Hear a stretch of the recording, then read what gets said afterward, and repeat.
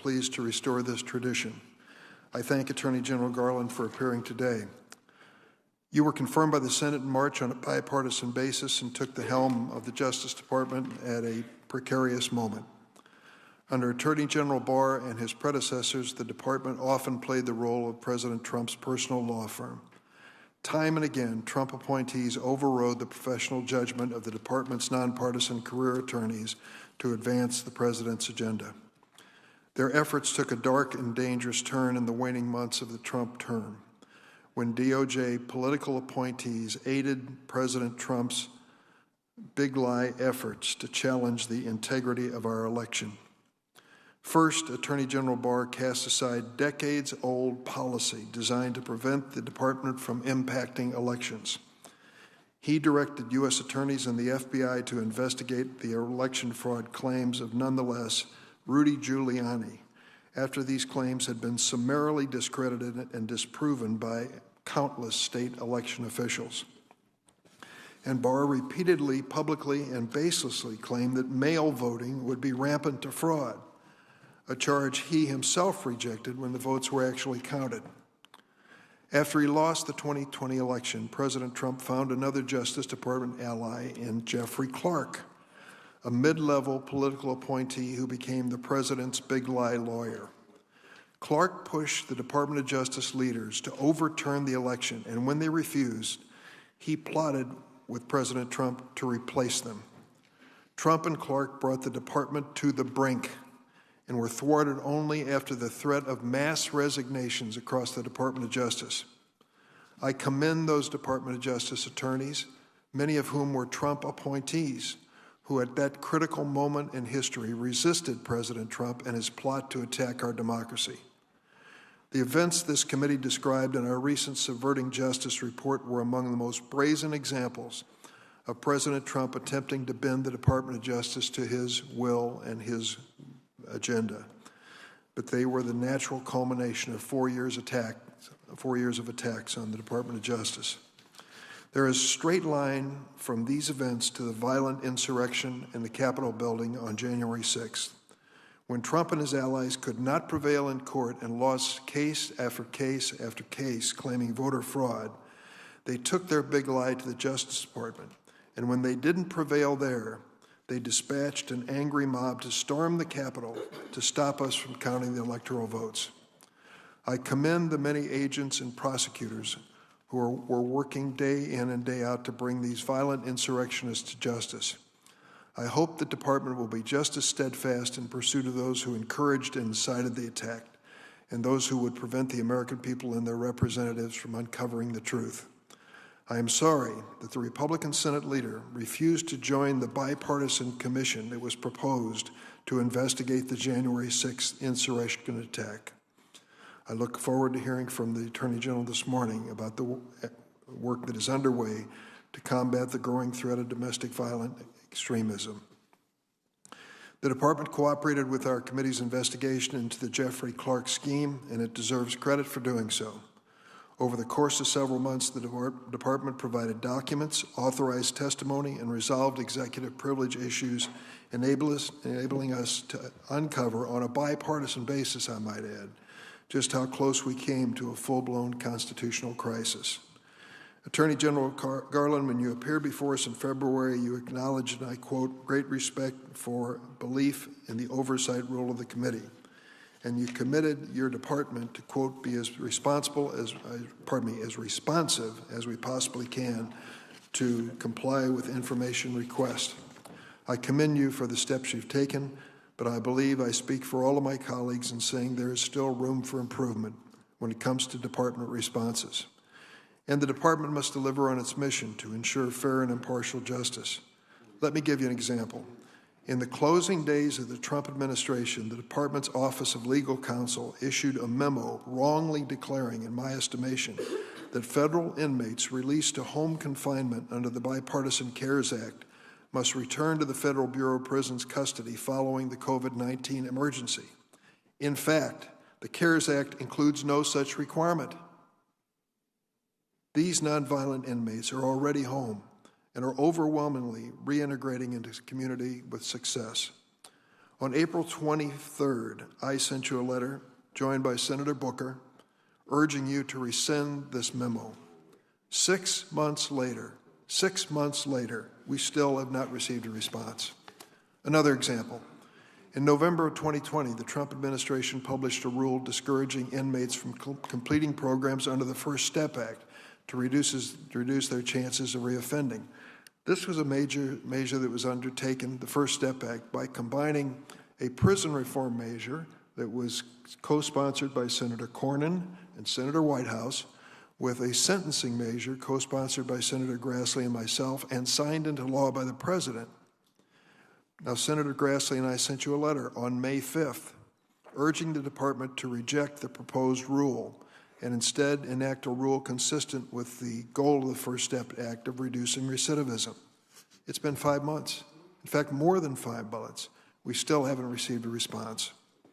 The First Step Act allowed the Bureau of Prisons to grant compassionate release in extraordinary and compelling circumstances, such as a once-in-a-century global pandemic.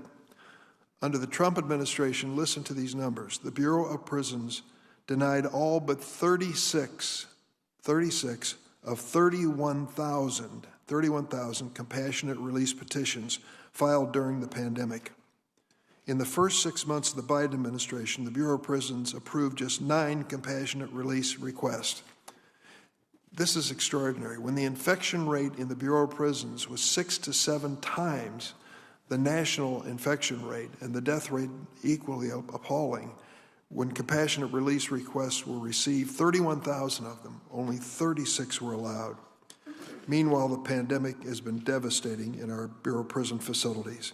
265 inmates have died, including 6 within the last few weeks. The death of a 42-year-old man in August came after the Department of Justice denied his compassionate release request. Republicans and Democrats worked together to pass the First Step Act to make our justice system fairer and our communities safer. These reforms are only as good as their implementation. Attorney General Garland, as you come before this committee, the right to vote and to have the votes of every American counted is under attack like no time in decades. This year alone, state legislators have introduced more than 425 bills making it more difficult for Americans to vote, particularly people of color. 19 states have enacted 33 of these laws. Some of these laws set new limits on voting by mail. Others cut hours for polling locations. All of them are designed to achieve the same outcome, make it more difficult to vote. At the same time, big lie proponents are pushing new laws to give partisan state legislators the ability to overturn election results they don't agree with. They are ousting local election officials who faithfully apply the law and oversaw an election that Trump's own Department of Homeland Security called the most secure in American history. And their efforts coincide with an unprecedented increase in violent threats towards state and local election officials. I'd like to add at this point about these violent threats. It is rife across America. Those of us who are airline passengers know what the flight attendants are facing with thousands of confrontations, even violent confrontations, over wearing masks on aircraft. I've sent a letter to you, joined by others, saying this has to be taken seriously. These assaults in the so-called name of liberty are unacceptable. And your October 4th memo relative to schools and school board officials and their own peril at this point, I think should be mentioned. I have heard statements from members of this committee which I think are really inconsistent with reality. Those who think the insurrectionist mob of January 6th was merely a group of tourists visiting the Capitol ignore the pillaging, the deaths, and the serious injuries to over 100 law enforcement officials. And those who argue that school board meetings across America are not more dangerous and more violent than in the past are ignoring reality. I went on it and just typed in this morning, school board violence on one of the search engines. Page after page is coming up. In my state of Illinois, Mendon, Illinois, is a small rural town in Adams County, the western part of our state, that I have represented for almost 40 years.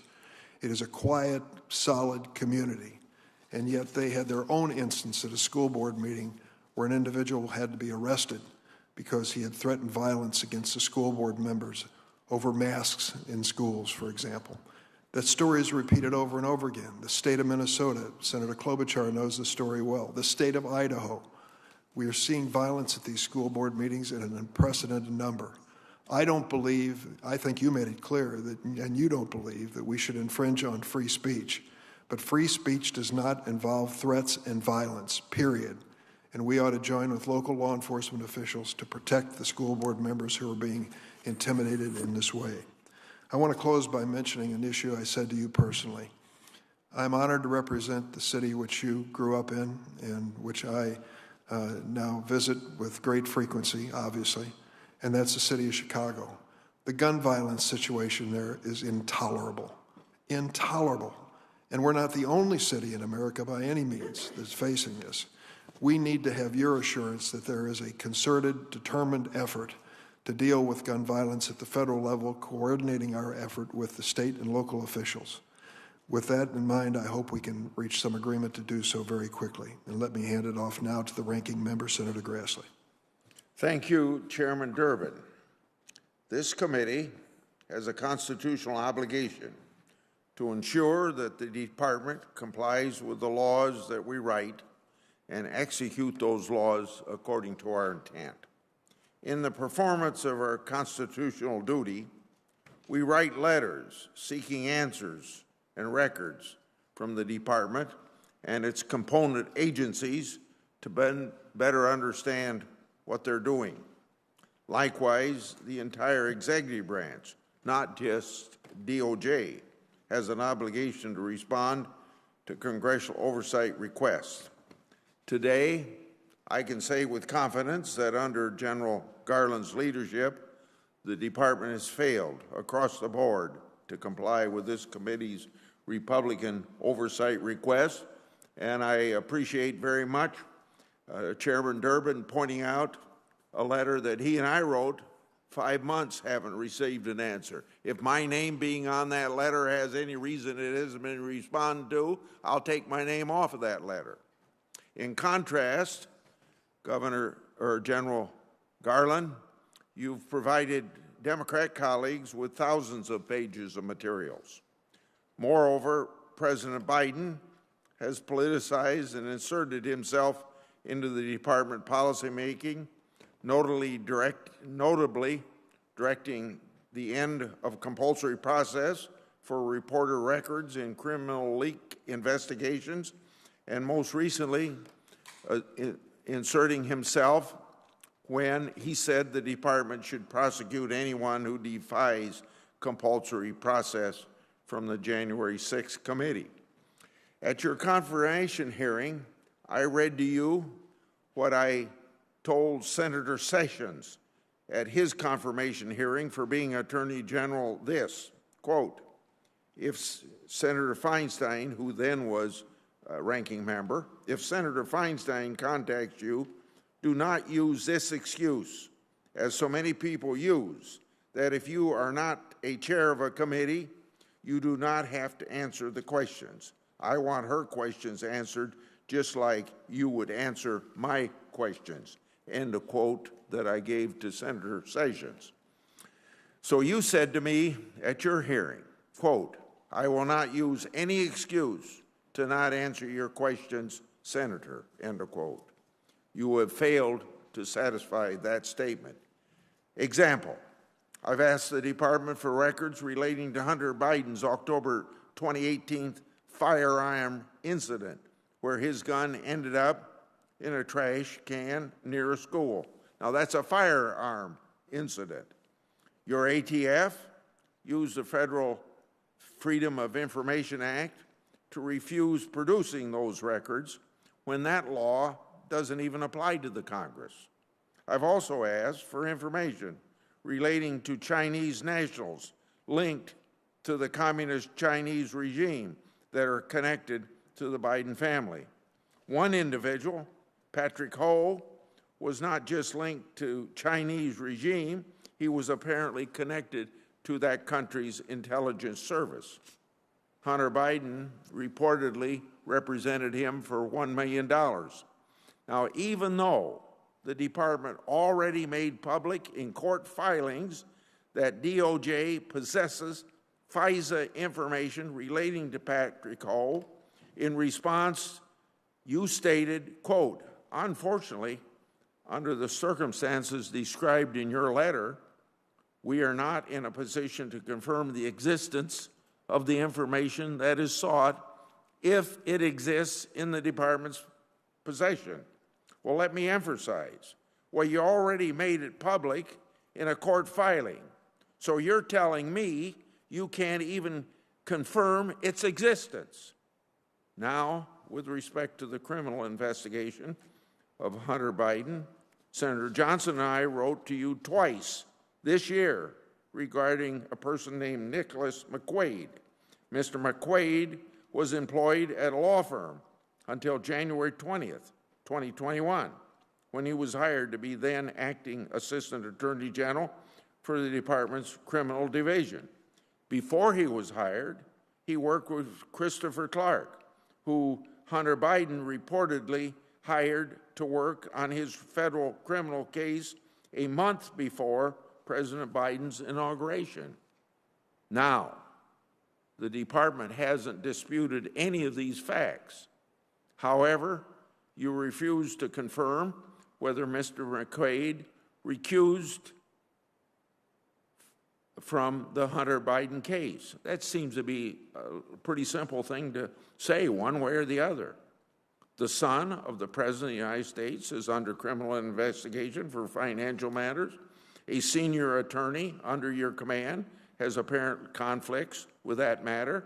Your refusal to answer just threshold questions cast a very public cloud over the entire investigation, a cloud that you should easily do away with if you were just a little bit transparent. When I placed holds on your nominees for the department's failure to comply with Republican oversight requests, I said either you run the Department of Justice or the department runs you. Right now, it looks like the Department of Justice is running you. Since your confirmation, in less than a year, the department has moved as far left as it can go. You've politicized the department in ways it shouldn't be. Case in point, your infamous school board memo. You publicly issued this memo merely 5 days after the National School Board Association wrote a letter to President Biden. Now, incredibly, they asked the department to use the Anti-Terrorist Patriot Act against parents speaking their minds to local school officials. The School Board Association has since apologized for that letter, but not before the department relied on their letter to mobilize federal law enforcement in state and local matters. Meanwhile, actual violent crime is on the rise in the country. Your memo treats parents speaking freely to be worthy of the department's heavy investigative and prosecutorial hand. You've created a task force, that includes the department's criminal division and national security division to potentially weaponize against parents. Your memo also creates a special training and guidance for local school boards and school administrators to recognize threats against them. According to your memo, these threats include an undefined category of quote-unquote other forms of intimidation and harassment. So now, the last thing the Justice Department and FBI need is a very vague memo to unleash their power, especially when they've shown zero interest in holding their own accountable. I don't, when you don't hold your own accountable, let's not forget about Obama-Biden administration FISA abuse during Crossfire Hurricane, abuses that the department and the FBI for years denied even to be possible. And then you allowed a disgraced former FBI official off the hook, paying him hundreds of thousands of dollars in taxpayers' money when the Inspector General determined that he lied to investigators 7 times. Yes, 7 times over the course of 3 different occasions. Or the FBI's and the department's total failure to protect hundreds of kids from abuse by Larry Nassar and then cover it up. When we had a bipartisan hearing to learn about those courageous survivors, your Deputy Attorney General didn't even show up. So getting back to the National School Board Association matter, these parents are trying to protect their children. They're worried about divisive and harmful curricula based upon critical race theory. They're speaking their minds about mass mandates. This is the very core of constitutionally protected speech, and free speech is deadly to the tyranny of government and is the lifeblood of our constitutional republic. To say your policies are outside of the mainstream would be an understatement. Mothers and fathers have a vested interest in how schools educate their children. They are not, as the Biden Justice Department apparently believes them to be, national security threats.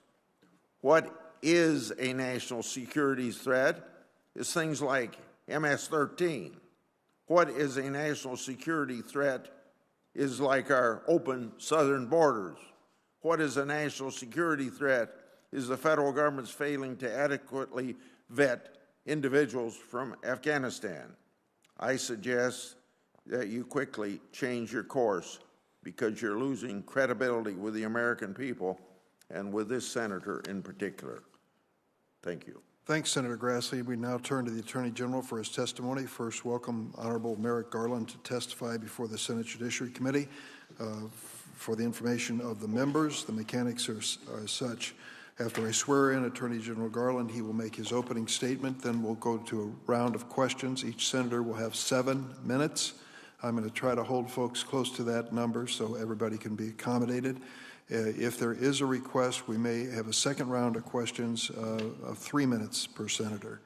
Attorney General Garland, would you please stand to be sworn in? Do you swear or affirm the testimony you're about to give before the committee will be the truth, the whole truth, and nothing but the truth, so help you God? I do. Thank you. Let the record reflect that the Attorney General answered in the affirmative. Now please proceed with your opening statement. Good morning, Chairman Durbin, Ranking Member Grassley, and distinguished members of this committee. Thank you for the opportunity to appear before you today. In my address to all Justice Department employees on my first day in office, I spoke about 3 co-equal priorities that should guide the department's work: upholding the rule of law, keeping our country safe, and protecting civil rights. The first core priority, upholding the rule of law, is rooted in the recognition that to succeed and retain the trust of the American people, the Justice Department must adhere to the norms that have been part of its DNA since Edward Levy's tenure as the first post-Watergate Attorney General. Those norms of independence from improper influence, of the principled exercise of discretion, and of treating like cases alike are what define who we are as public servants. Over the last 7 months that I have served as Attorney General, the Department has reaffirmed and, where appropriate, updated and strengthened its policies that are foundational for these norms. For example, we strengthened our policy governing communications between the Justice Department and the White House. That policy is designed to protect the Department's criminal and civil law enforcement decisions and its legal judgments from partisan or other inappropriate influences. We also issued a new policy to better protect the freedom and independence of the press by restricting the use of compulsory process to obtain information from or records of members of the news media. The second core priority is keeping our country safe from all threats, foreign and domestic, while also protecting our civil liberties. We are strengthening our 200 joint terrorism task forces, the essential hubs for international and domestic counterterrorism cooperation across all levels of government nationwide. For FY22, we are seeking more than $1.5 billion, a 12% increase for our counterterrorism work. We are also taking aggressive steps to counter cyber threats, whether from nation states, terrorists, or common criminals. In April, we launched both a comprehensive cyber review and a ransomware and digital extortion task force. In June, we seized a $2.3 million ransom payment made in Bitcoin to the group that targeted Colonial Pipeline. Keeping our country safe also requires reducing violent crime and gun violence. In May, we announced a comprehensive violent crime strategy which deploys all of our relevant departmental components to those ends. We also launched 5 cross-jurisdictional strike forces to disrupt illegal gun trafficking in key corridors across the country. And to support local police departments and help them build trust with the communities they serve, our FY22 budget requests over $1 billion for grants. We are likewise committed to keeping our country safe from violent drug trafficking networks that are, among other things, fueling the opioid overdose epidemic. Opioids, including illicit fentanyl, caused nearly 70,000 fatal overdoses in 2020.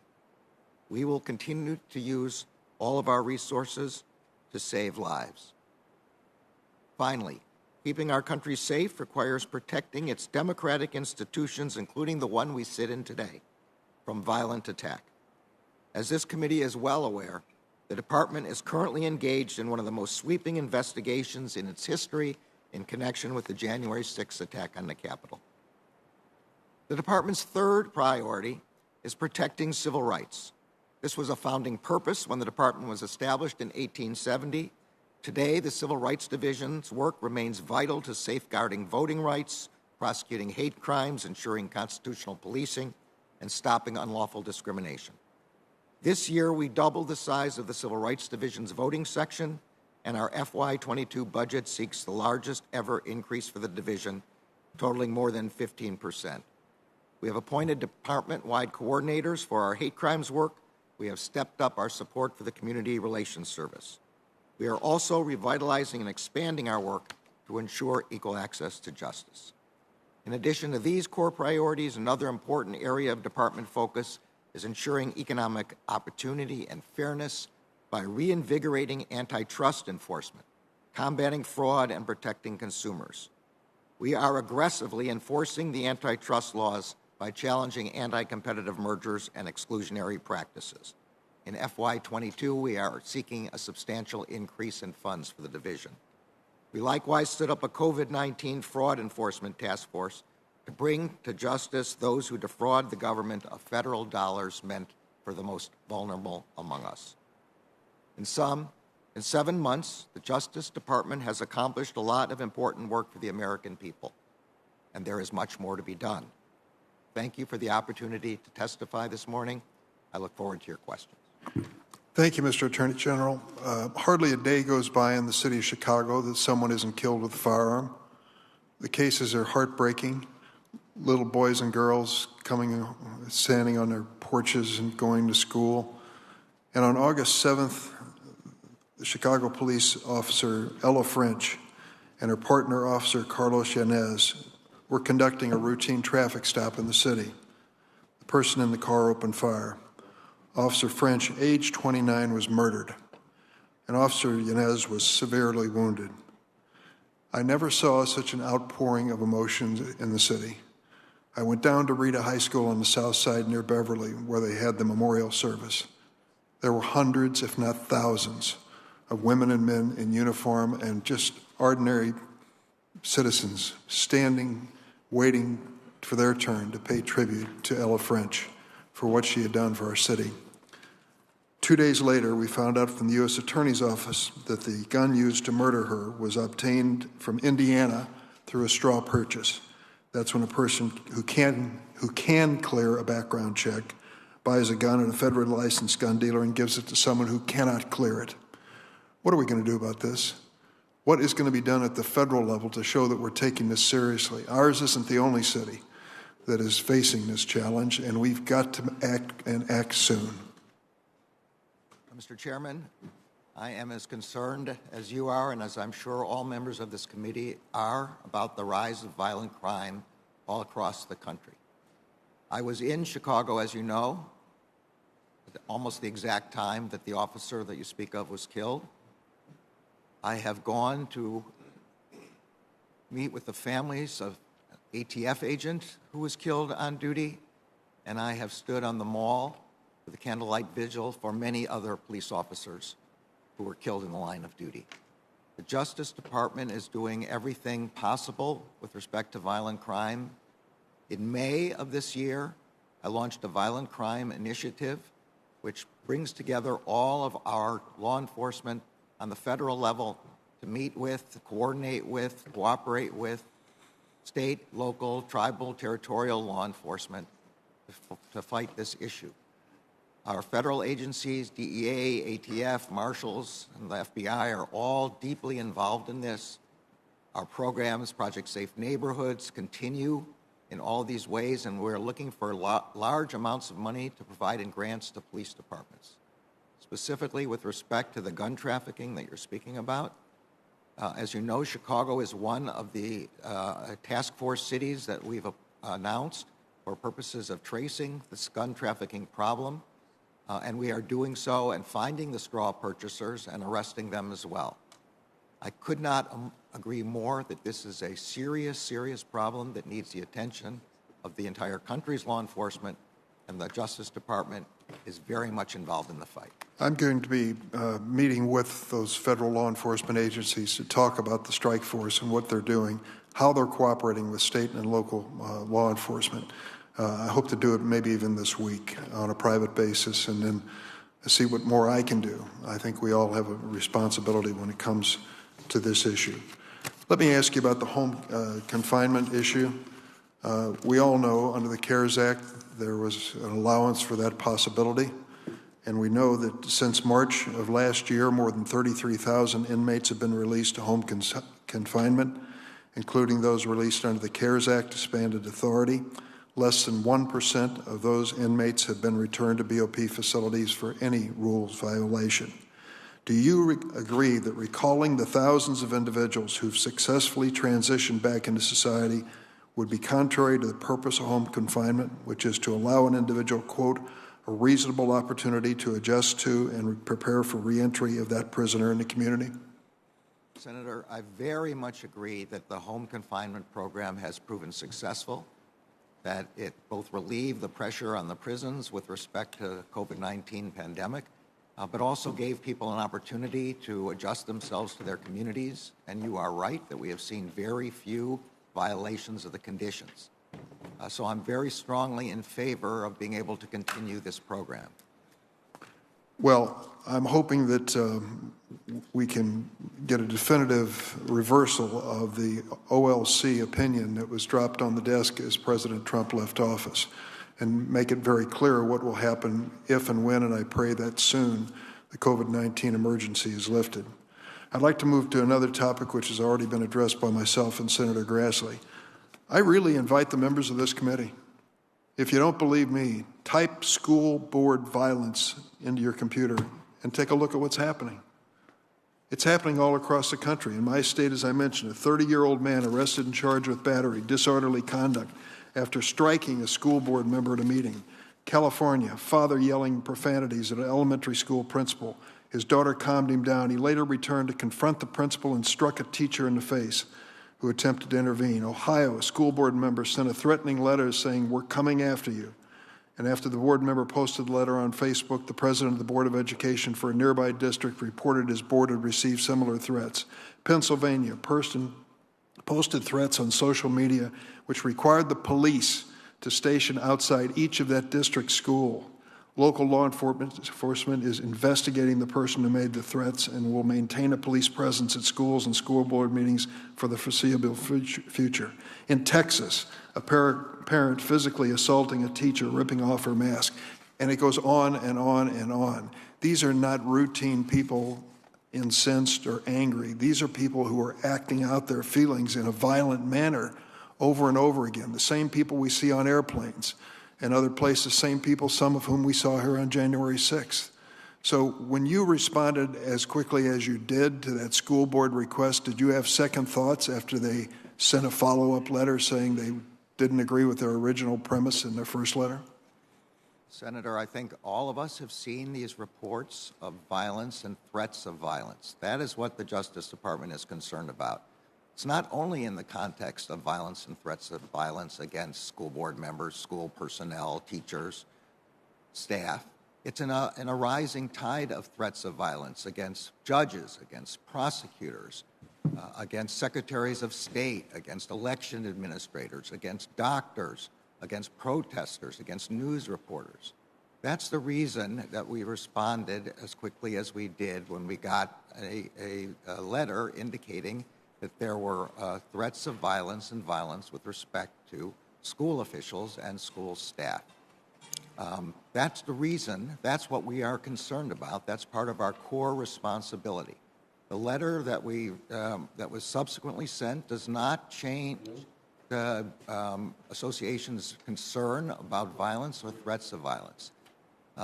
It alters some of the language in the letter, in the letter that we did not rely on and is not contained in my own memorandum. The only thing the Justice Department is concerned about is violence and threats of violence. Senator Grassley? Yeah. Before I ask my question, I'd like permission to introduce in the hearing record a letter from the Iowa Association of School Boards disagreeing with the National School Boards Association request for intervention from federal agencies and law enforcement and other concerns that they have. Without objection. Yeah. General Garland, regarding your October 4th school board memo, last week you said the memo was for law enforcement audience, despite it being on your public website as a press release. As a result of your memo, local school officials and parents may not speak up in these meetings out of fear that the federal government will do something to them. So that's a poisonous, chilling effect. Apparently that letter wasn't actually supported by organization, but was sent by 2 unauthorized staff. So last week the organization disavowed it, since you and the White House based your memo on this delegitimized letter. I assume you're going to revoke your extremely divisive memo that you said was instigated because of that letter. That's a question. Senator, the memo, which you refer to as one page, it responds to concerns about violence, threats of violence, other criminal conduct. That's all it's about. And all it asks is for federal law enforcement to consult with, meet with local law enforcement to assess the circumstances, to strategize about what may or may not be necessary, to provide federal assistance if it is necessary. Presumably, you wrote the memo because of the letter. The letter is disavowed now. So you're going to keep your memo going anyway, right? Is that what you're telling me? Senator, I have the letter from NSBA that you're referring to. It apologizes for language in the letter, but it continues its concern about the safety of school officials and school staff. The language in the letter that they disavow is language was never included in my memo and never would have been. I did not adopt every concern that they had in their letter. I adopted only the concern about violence and threats of violence, and that hasn't changed. Who in the Justice Department was responsible for drafting your polarizing October 4th memo? I signed the memo, and I worked on the memo. The press release accompanying your memo mentions that the National Security Division will get involved in school board investigations. Is the Justice Department National Security Division really necessary for keeping local school boards safe if parents aren't domestic terrorists? And if the Patriot Act isn't being used, why is the National Security Division involved at all? This kind of looks like something that would come out of some communist country, expansive definition of national security. The memo is only about violence and threats of violence. It makes absolutely clear in the first paragraph that spirited debate about policy matters is protected under our Constitution. That includes debate by parents criticizing school boards, That is welcome. The Justice Department protects that kind of debate. The only thing we're concerned about, Senator, is violence and threats of violence against school officials, school teachers, school staff. Just like we're concerned about those kind of threats against senators, members of Congress, election officials. In all of those circumstances, we are trying to prevent the violence that sometimes occurs after threats. Your memo stated that the Justice Department is opening dedicated lines of communication for threat reporting, assessment, and response. What is the department doing with tips it receives on this dedicated line, and what are you doing with those parents who have been reported? The FBI gets complaints, concerns from people around the country for all different kinds of threats and violence. That's what this is about, a place where people who feel that they've been threatened with violence can report that. These are then assessed, and they are only pursued if, consistent with the First Amendment, we have a true threat that violates federal statutes or that needs to be referred to a state or local government, federal agency, local law enforcement agency for their assistance. On the other hand, are there criminal investigations being opened for instances where school officials are trying to assess private data of parents with opposing views on critical race theory? I don't know about that, but the Justice Department certainly does not believe that anybody's personal information should be accessed in that way. If there's a federal offense involved or a state or local offense involved, then of course those should be reported. The nonpartisan Justice Department Inspector General established that Andrew McCabe lied under oath to FBI investigators. He lied under oath to the Justice Department Inspector General. It should also be noted that McCain leaked government information to the media and then called the New York and Washington FBI field offices and blamed them for the very leaks that he caused. Under your leadership, instead of punishing him, the department reinstated his retirement, expunged his records as part of the settlement. He will reportedly receive $200,000 in retirement back pay, and his attorney will reportedly receive $500,000 in legal fees. So it seems to me that that's beyond incredible. So, General Garland, did you authorize the McCain settlement, and if not, who did? Senator, the McCabe settlement was the recommendation of the career lawyers litigating that case based on their prospects of success in the case. The case did not involve the issues about lying. It involved a claim that he was not given amount of time necessary to respond to allegations. And the litigators concluded that they needed to settle the case because of the likelihood of loss on the merits of that claim. The Inspector General's report still stands. We have not questioned in any way the Inspector General's findings. The reference with respect to false statements was made to the Justice Department in the previous administration and declined in the previous administration. The only issue here was an assessment of litigation merits. Short follow-up. Do you agree with the taxpayer, since you didn't, somebody else authorized it, do you agree with the taxpayer picking up a multi-million-dollar bill for someone that lied under oath to government officials? I think the assessment made by the litigators was that the bill to the taxpayers would be higher if we didn't resolve the matter as it was resolved. Thank you, Mr. Chairman. Senator Leahy. Thank you, Mr. Chairman. Attorney General Garland, good to see you, and thank you for being here. I'm sure the members of the committee are eager to discuss with you what the Justice Department is doing, what could be done better. I'll just say this.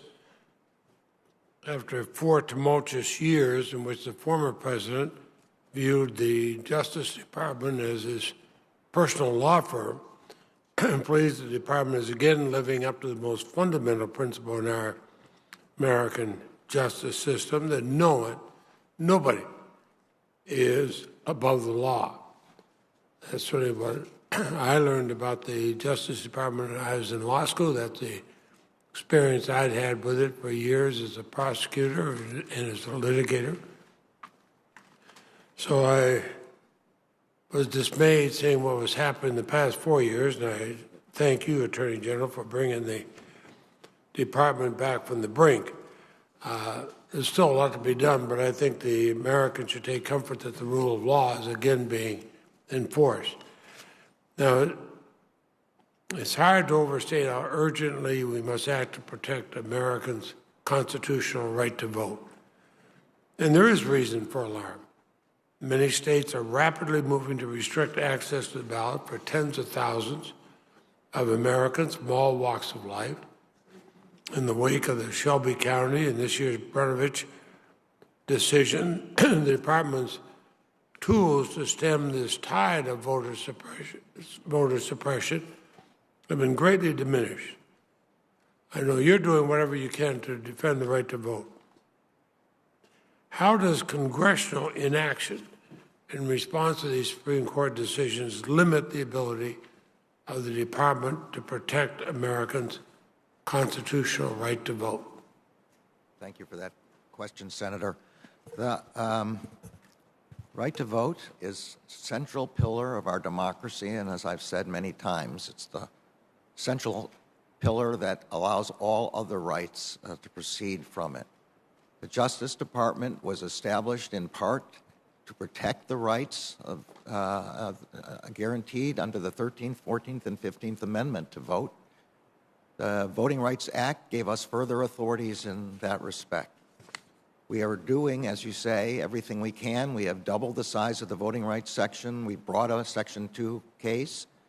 But there are limitations on our authority that the Supreme Court has imposed, one of which is the elimination of Section 5 of the Voting Rights Act, which provided an opportunity to do pre-clearance reviews so that we did not have to review each matter on a one-by-one basis. And then the recent, and that was Shelby County, as you pointed out, and recently in the Brnovich case, a narrowing of what we regarded as the meaning of Section 2 and our authorities under Section 2. Both of those could be fixed by this Congress, and if they were, it would give us considerably greater opportunity and ability to ensure the sacred right to vote. And then the Supreme Court make it very clear that we could fix that if the Congress wanted to. That's correct. In the opinions, they indicated these were matters that could be fixed by the Congress. And I hope we will, because I think it's very important that all Americans be protected in their right to vote. I know in my own state of Vermont, we take that very seriously. Now we have the bipartisan VOCA fix to sustain the Crime Victims Fund Act of 2021. It's been signed into law. A major piece of this legislation requires funds collected under deferred and non-prosecution agreements be deposited into the Crime Victims Fund, which had been projected to reach a 10-year low. Since this bill has become law, have any funds from deferred or non-prosecution agreements been deposited into the Crime Victims Fund? And if not, why not? Senator, the VOCA fix was something we sought, and we're grateful for your support for and for your introduction of. We acted immediately after it was passed, and something like north of $200 million has already been deposited in the fund thanks to that act. We now project that the fund should be liquid all the way through the end of 2022. Thank you, and we can review it after that, because I think you and I would both agree we want to have long-term sustainability in this fund. Absolutely. So let's work together on that. Now, there's been some discussion here and elsewhere about the Larry Nassar investigation. And the chairman had these very impressive gymnasts who testified before us. It was heart-wrenching listening to them. And they talked about how they were seeking accountability, and I could not help but think how brave they were to testify. Now, the Justice Department initially declined to bring charges against the disgraced FBI agents involved in the investigation. I was concerned, and I said at the time that I've seen many people prosecuted for lying to FBI agents. Here you had two FBI agents who lied to FBI agents. One was fired, the other resigned. No prosecutions. Is the department now reviewing that decision not to prosecute? And do you have any update with regard to that review? Senator, I think heart-wrenching is not even strong enough as a description of what happened to those gymnasts and to the testimony they gave. I believe Deputy Attorney General Monaco said at her hearing that we are reviewing this matter. New evidence has come to light, and that has caused for a review of the matters that you're discussing. Well, I hope you will, because as I said, I've seen so many prosecutions of somebody for lying to an FBI agent, and I understand that. But when an FBI agent lies to an FBI agent, they should also face the same that anybody else does. Thank you very much, Mr. Chairman. Thank you, Senator Leahy. Mr. Chairman, could I put something in the record from 17 state attorney generals expressing their disagreement with the department's October 4th memorandum and ask that memorandum be withdrawn? Without objection. Senator Graham. Thank you, Mr. Chairman. Mr. Attorney General, are you aware of the caravan of about 3,000 people approaching the state of Texas? I have read about it in the news media, yes. I didn't know. I think it's south of Mexico City is what I read. Yeah, they're what you're talking about? Apparently headed toward Texas. So what would you tell these people? Well, I would tell them not to come, but the job of the Justice Department has to do with prosecution and with the way in which the asylum and removal claims are adjudicated. All right. Principal. So you would tell them not to come?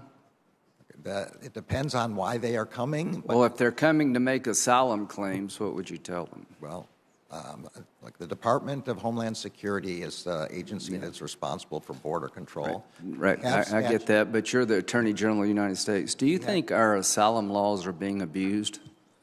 The asylum laws are statutes passed by the Congress. Yeah. Do you think they're being abused?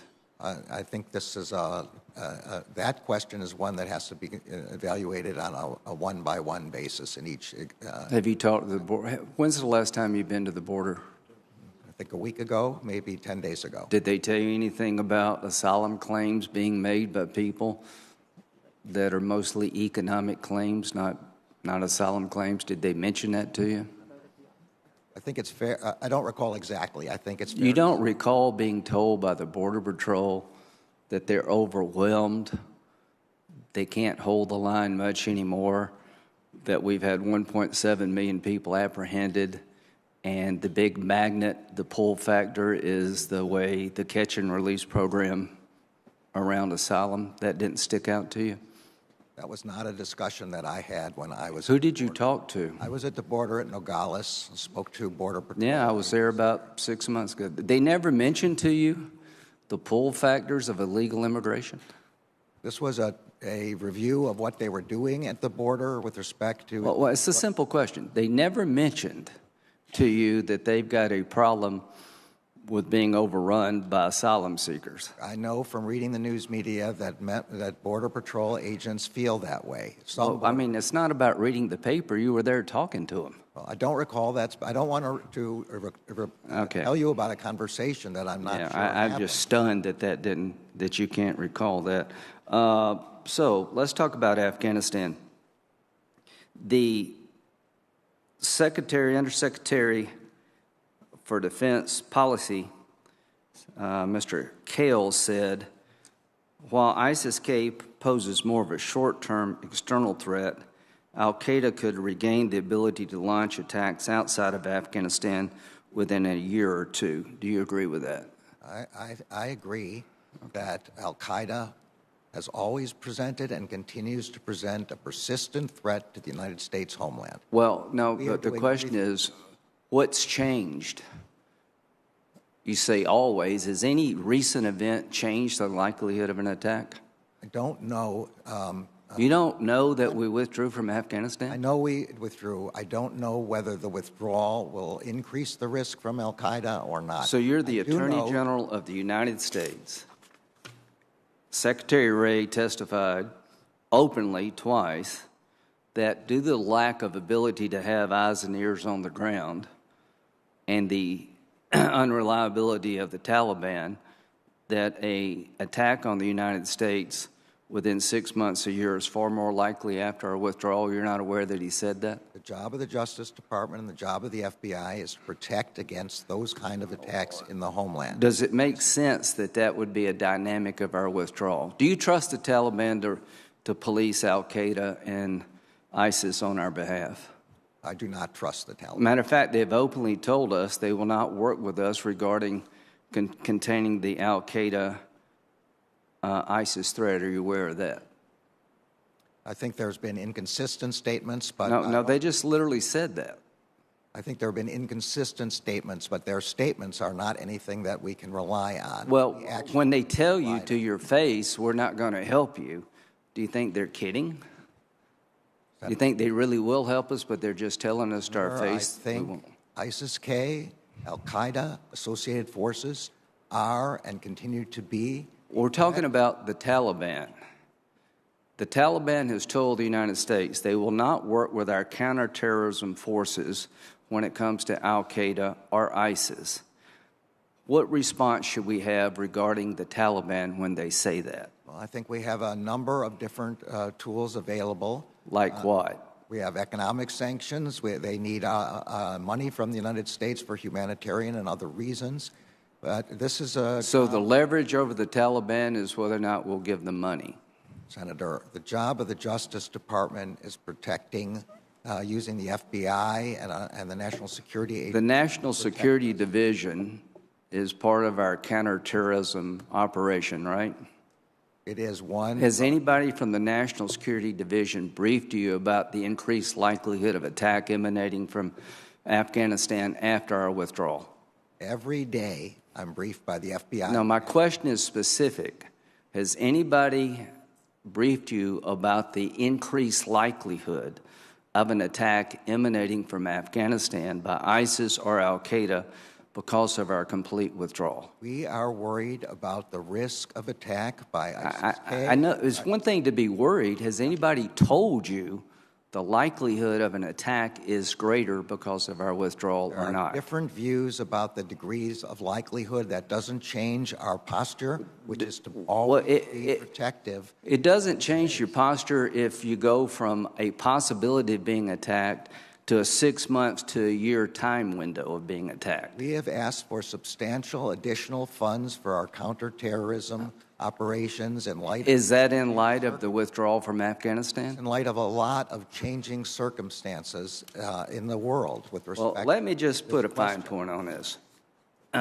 Secretary Wray has told the world that ISIS and al-Qaeda in Afghanistan present a threat to our homeland. The Taliban has told us they're not going to help us when it comes to policing these groups. The Department of Defense has said we're 6 months to a year away from a possible attack by ISIS and al-Qaeda. And just seems to me there's not a sense of urgency about this. There is a sense of urgency. What have you done specifically? Now, I'll end with this. Specifically, what have you done since our withdrawal in Afghanistan to deal with this new threat? We have strengthened and increased the efforts of our joint terrorism task forces. I have met with them. Literally, what have you done? Just put it in writing. Just write down what you've done. I'll be happy to have our staff assess what they told you in return. Thank you, Senator Graham. Senator Whitehouse. Thank you, Chairman. Welcome, Attorney General Garland. Two topics. The first is Executive privilege. We've been through a rather bleak period with regard to executive privilege. I think you could call it the anything goes period, in which any assertion of executive privilege, no matter how fanciful or preposterous, was essentially allowed to stand in very significant departure from the law that has been out there for years regarding executive privilege. And at the same time that the substance of executive privilege was being expanded beyond recognition, the procedure for evaluating executive procedure determinations was completely ignored. And this is a procedure that was established by President Reagan's White House. So we now have a situation in which there is very substantial destruction and disarray in the area of executive privilege determinations.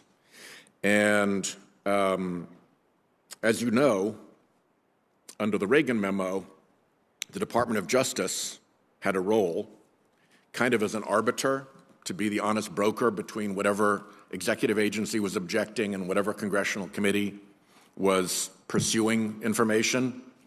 That role completely fell apart in the last administration, and it needs to be rebuilt in some predictable fashion. The role of the courts has become highly problematic because delay is very often dispositive in these matters, and the courts are now a haven for delay with respect to executive privilege determinations. So I think we need to look at that as well. Senator Kennedy and I had a hearing on this executive privilege problem in our court subcommittee. The Department of Justice was not represented at that hearing, but I would like to ask you to detail somebody from the Department of Justice to talk to Senator Kennedy and me about this executive privilege problem and work with us on trying to figure out a solution, making the role of the Department of Justice more clear and transparent and perhaps embodying it in rule or regulation or law, and trying to figure out how to accelerate at the courts a way to get quicker decisions, because otherwise, as I said, delay is just dispositive and we lose not because we're wrong, but because we're delayed. Would you have somebody be our point of contact on that, please? When I say detail, I don't mean onto our payroll, you know, I just mean as a point of contact. Yes, absolutely, of course. Great. Thank you. Next. I've been pursuing the question of the department's investigation into January 6th since pretty early days, starting with a letter in January 8th that asked about the resources that were being deployed into this investigation and whether prosecution task force was being set up and so forth. And then another letter, February 24th, with regard to domestic extremist violence groups' potential role. We've learned a little bit more now, and we've learned that there was a lot of money sloshing around in the background behind the January 6th rally and behind the raid, the riot in the Capitol. For instance, we know that the Bradley Foundation, which is a big funder, gave money to Turning Point USA and to Public Interest Legal Foundation. And it gets even more interesting because Turning Point USA has a twin called Turning Point Action, 501c3, 501c4 combo, which also got money from the Judicial Crisis Network to support the so-called Italygate, the debunked Italygate theory. At the same time, the Public Interest Legal Foundation had as its director Mr. Eastman, who was cranking out his fanciful memo for President Trump how to overturn the election. The Judicial Crisis Network is the same thing from a corporate standpoint as something called the Honest Elections Project, which was bringing a fanciful case in Pennsylvania regarding election fraud. And the Judicial Crisis Network was also funding RAGA, the Republican Attorney General's Association, which was making robocalls to get people to come to the riot. Now, I don't know what's going on behind all of that, but I am hoping that the due diligence of the FBI is being deployed not just to the characters who trespassed in the Capitol that day and who engaged in violent acts, but that you're taking the look you would properly take at any case involving players behind the scenes, funders of the enterprise, and so forth in this matter as well, and there's been no decision to say we're limiting this case just to the people in the building that day. We're not going to take a serious look at anybody behind it. Senator, I'm very limited as to what I can say. I understand that. We have a criminal investigation going forward. Please tell me it has not been constrained only to people in the Capitol. The investigation is being conducted by the prosecutors in the U.S. Attorney's Office and by the FBI field office. We have not constrained them in any way. Great. And the old doctrine of follow the money, which is a well-established principle of prosecution, is It's fair to alive and well. It's fair to say that all investigative techniques of which you're familiar, and some maybe that you're not familiar with because they postdate your time, are all being pursued in this matter. Thank you. Thank you, Chairman. Thank you very much. Senator Cornyn. Thank you. Good morning, Mr. Attorney General. On September the 29th, 2021, as you know, the National School Board Association wrote a letter to the President asking him to address the disruptions, the confrontations that we've seen at local school boards across the country, parents expressing their concerns about not only the curriculum but also just generally the education of their children in public schools. Would you agree that parents have a fundamental right to be involved in their children's education? Absolutely. This is the job of parents to be involved, and this is the role of the First Amendment to protect their ability to be involved. That's why my memo begins by saying that we respect the right to spirited debate about curriculum, about school policies, about anything like that. So it's not just a good idea, it's actually protected by the Constitution of the United States. Would you agree? Absolutely. On October the 4th, a few days later, less than a week later after the National School Board Association wrote this letter, the Justice Department issued the memo that's already been discussed. Why did this rise to the level of a federal concern as opposed to being addressed at the local and state level? So this arises out of repeated reports of violence and threats of violence, not only with respect to school boards and school officials and teachers, but as I mentioned earlier, also with respect to secretaries of state and election administrators, judges, prosecutors, senators, members of Congress.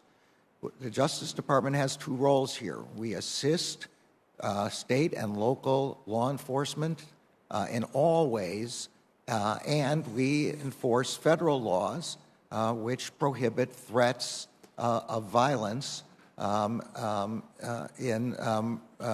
telephone, by email. Well, you as a longtime federal judge with a distinguished legal career, you understand that not every crime, assuming it is a crime, is a federal crime, correct? Absolutely. And some of these things, unless there's some nexus to interstate commerce or to the federal government, they're largely within the purview of the state and local law enforcement authorities, correct? I think you put that correctly. We have authority with respect to the mail, with respect to the internet, with respect right. to Well, I'm not. Well, let me give you an example. If somebody says to the school board member, if you do that, I'm going to meet you outside and punch you in the nose. Is that a federal offense? No, or that's not a federal offense. I agree. There's nothing I agree. in this memo suggesting that it is.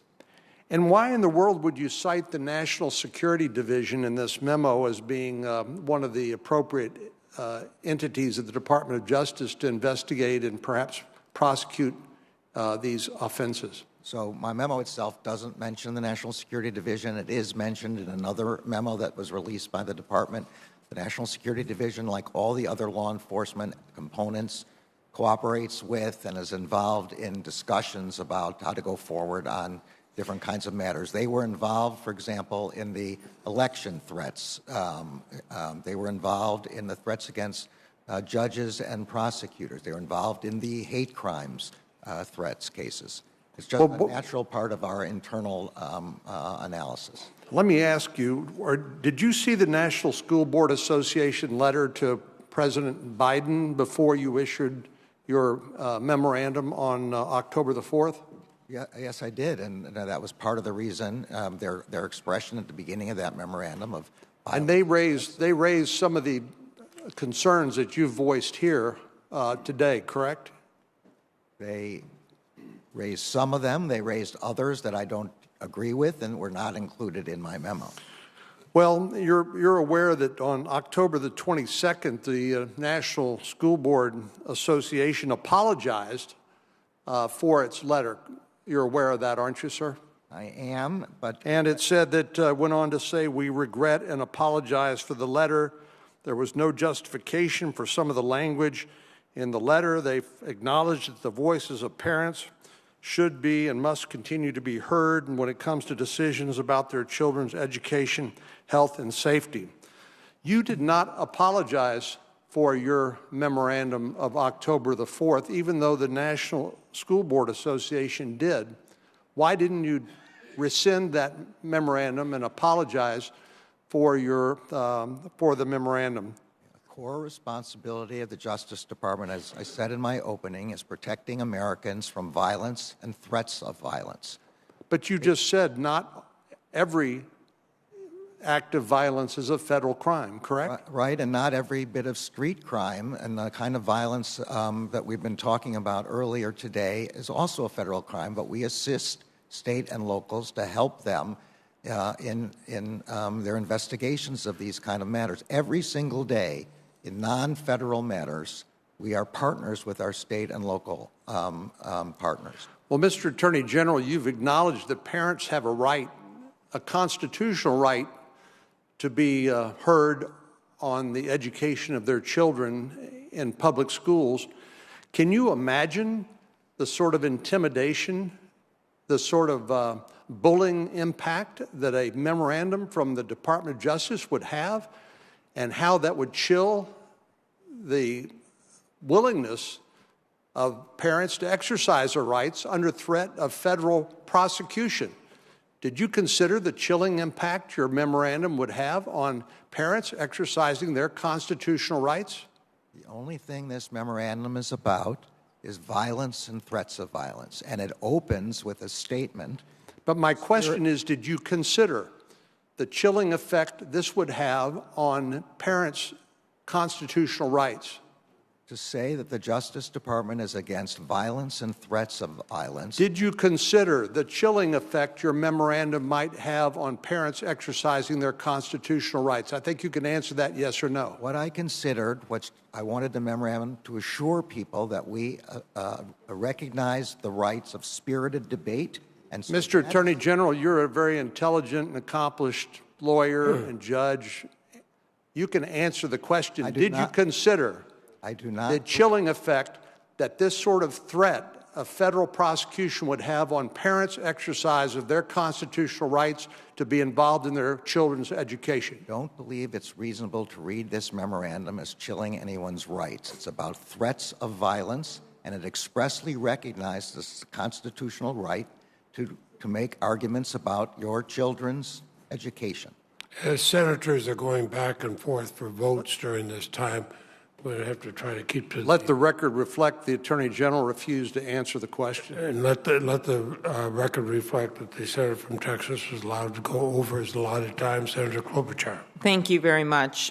Just to confirm something, Mr. Attorney General, can you confirm to this committee, as you did earlier before the House Judiciary Committee, that the purpose of the memo that you were just discussing with Senator Cornyn is to have meetings to discuss whether there's a problem, to discuss strategies, to discuss whether local law enforcement needs assistance or doesn't need assistance? Was that the purpose of it? Yes, I thank you for making that point, Senator. I say that in the memo, that the purpose of the memo is to convene meetings with federal, state, and local tribal leaders and to facilitate discussions of strategies for addressing threats, to assess the question, and to open lines of communication about such threats. Thank you. I want to move to some other threats, and that is a hearing that actually Senator Blunt and I had yesterday. It was a bipartisan hearing. We both called witnesses. It was before the Rules Committee, and it was with both Republican and Democratic election officials. The Attorney General of Arizona, a Republican local official in Philadelphia. And they told stories that horrified senators on both sides of the aisle. The Philadelphia election official, commissioner, local election official, had been sent letters basically saying that they were going to kill him and his 3 kids, naming the kids, as well as putting his house and his address out there. Katie Hobbs, the Attorney General of Arizona, received a voicemail saying, "I am a hunter and I think you should be hunted. You will never be safe in Arizona again." Could you talk about what's going on with threats against election workers? By the way, we had the Republican Secretary of State from Kentucky talked about the fact that it has been difficult. They are losing in many jurisdictions across the country. They don't have enough election workers because people are afraid. And we don't have to discuss at length where these threats are coming from. I just want to have election officials. I want to have a functioning democracy. Can you provide an update on the Election Threats Task Force and talk about the kind of threats we're seeing to election officials? Yes, Senator. Very much like the circumstances with respect to the school boards, when the National School Board Association wrote us a letter advising of threats of violence and violence. Earlier this year, we received communications from the National Association of Secretaries of State and the National Association of Election Administrators raising concerns about threats of violence and violence in that area. Soon thereafter, I met virtually, unfortunately, because of the pandemic, with a large number of election administrators and Secretary of States, where they recounted the kind of threats that you're talking about. And that led us to establish a task force, which again coordinated efforts between the federal law enforcement agencies, U.S. attorneys' offices, and state and local law enforcement across the country. It is the case that many of those kind of threats can be handled by state and local law enforcement, and should be where they're capable of doing that. But the federal government has an important role, as you say, in protecting our democracy and protecting its threats against public officials. And so that is an ongoing task force evaluating threats in that particular area. Thank you. Thank you. To another area, as chair of the Competition Policy and Antitrust Subcommittee, I've urged the Justice Department to make antitrust enforcement a top priority. We recently had a nominations hearing for Jonathan Cantor. That seems to be moving ahead. And I support the division's enforcement efforts, including I know they're preparing for 18 trials, which is the most in decades. And could you talk about the antitrust budget? Senator Grassley and I have passed a bill with the support of the members of this committee to add some additional resources to the antitrust division. Senator Lee and I have held numerous very informative hearings about various issues related to antitrust. Could you talk about what's happening there? Yes. The Justice Department is very much committed. As I said, it's a key focus of our attention. Antitrust enforcement, because it's essential for consumer well-being and for the well-being of our citizens. We have aggressively moved in this area. We've already stopped a merger of 2 of the top 3 largest international insurance brokers. We have, as you say, continued. We are in the middle of trials, criminal trials with respect to price fixing and market allocation. We have the ongoing matter involving exclusionary conduct in the Google case. We are looking, we have investigations and attention in many areas from healthcare to agriculture. to allocations within labor markets. Could I just ask you, we were talking about the criminal cases, could giving the antitrust agencies authority to seek substantial civil fines for Sherman Act violations help enforcers deter anti-competitive conduct? I'm sorry. Civil fines, would that be helpful? Yes, having the ability to seek civil fines as well would be helpful. Of course, if we succeed in a criminal case, the follow-on civil cases become quite easy, as I know from my own antitrust practice. But we are down in the number of attorneys in the antitrust division considerably, and we need an expansion. That's why we've asked for a 9% increase. Total increase of $201 million in our FY22 budget. The number of mergers has skyrocketed, and the number of people we have in the division evaluating those mergers has decreased. And we need help in that regard. Thank you, and I really appreciate the bipartisan work we've done in this committee on that front. Last question. In July, the department announced that it was adopting a new policy that restricts the use of compulsory process to obtain information from members of the news media acting within the scope of news gathering activities, an issue we discussed, you and I discussed at your confirmation hearing. As a part of that announcement, you asked the Deputy Attorney General to undertake a review process to further explain, develop, and codify the policy. Can you provide an update on the steps the Deputy Attorney General has taken to ensure that the new policy is implemented? Yeah, so issuing a memo is good, and it controls the Justice Department now.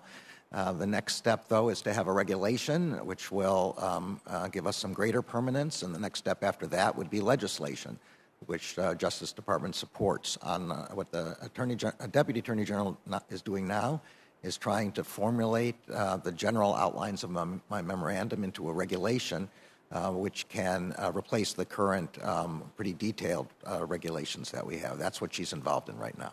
Excellent. Thank you very much. Mr. Attorney General, we had promised you a 5-minute break at 11:30. We can either take it right now, or I can have Senator Lee and Coons ask. Up to you. I'm happy to go ahead with Senator Lee and Coons. Let's proceed. Senator Lee. Thank you, Mr. Chairman. Thank you, Attorney General Garland, for being here. Mr. Attorney General, I've been concerned in recent weeks by some steps that have been taken by the Biden administration, steps that I fear represent a significant amount of overreach. 7 weeks ago, you had President Biden giving a speech in which he promised to enlist the assistance of corporate America, all of corporate America, with more than 99 employees, in firing people who don't get vaccinated. Now, I'm vaccinated. I've encouraged everyone close to me to get vaccinated, but I don't think it's the role of the federal government to do that. He's threatening to cripple employers by imposing absolutely punishing fines on them, and they're now doing his dirty work, even before this act of overreach has been reduced to an order that could be litigated. Litigation that I believe would end the same way Youngstown Sheet and Tube versus Sawyer ended. And now, about a month after that, we had your October 4th memorandum in which you direct the Department of Justice and the FBI to intervene in what, as far as I can tell, is a state and local issue. That is a series of issues involving how parents advocate for their children with their local school boards. And I also believe that doing that, and doing that through the Department of Justice, doing it in the way that you did it, directing the assistance, enlisting the help of all 94 U.S. attorneys, therefore every satellite office of the Department of Justice nationwide, you do it in a way that I think has a natural tendency to chill free speech in this area. I question seriously the role of the federal government in protecting people at local school board meetings from their neighbors. It is, after all, most of the time, state law, not federal, that's at play when there is criminal activity. Federal crimes are a subset of crimes generally. So you've referenced several times today that your letter covered only violence and threats of violence.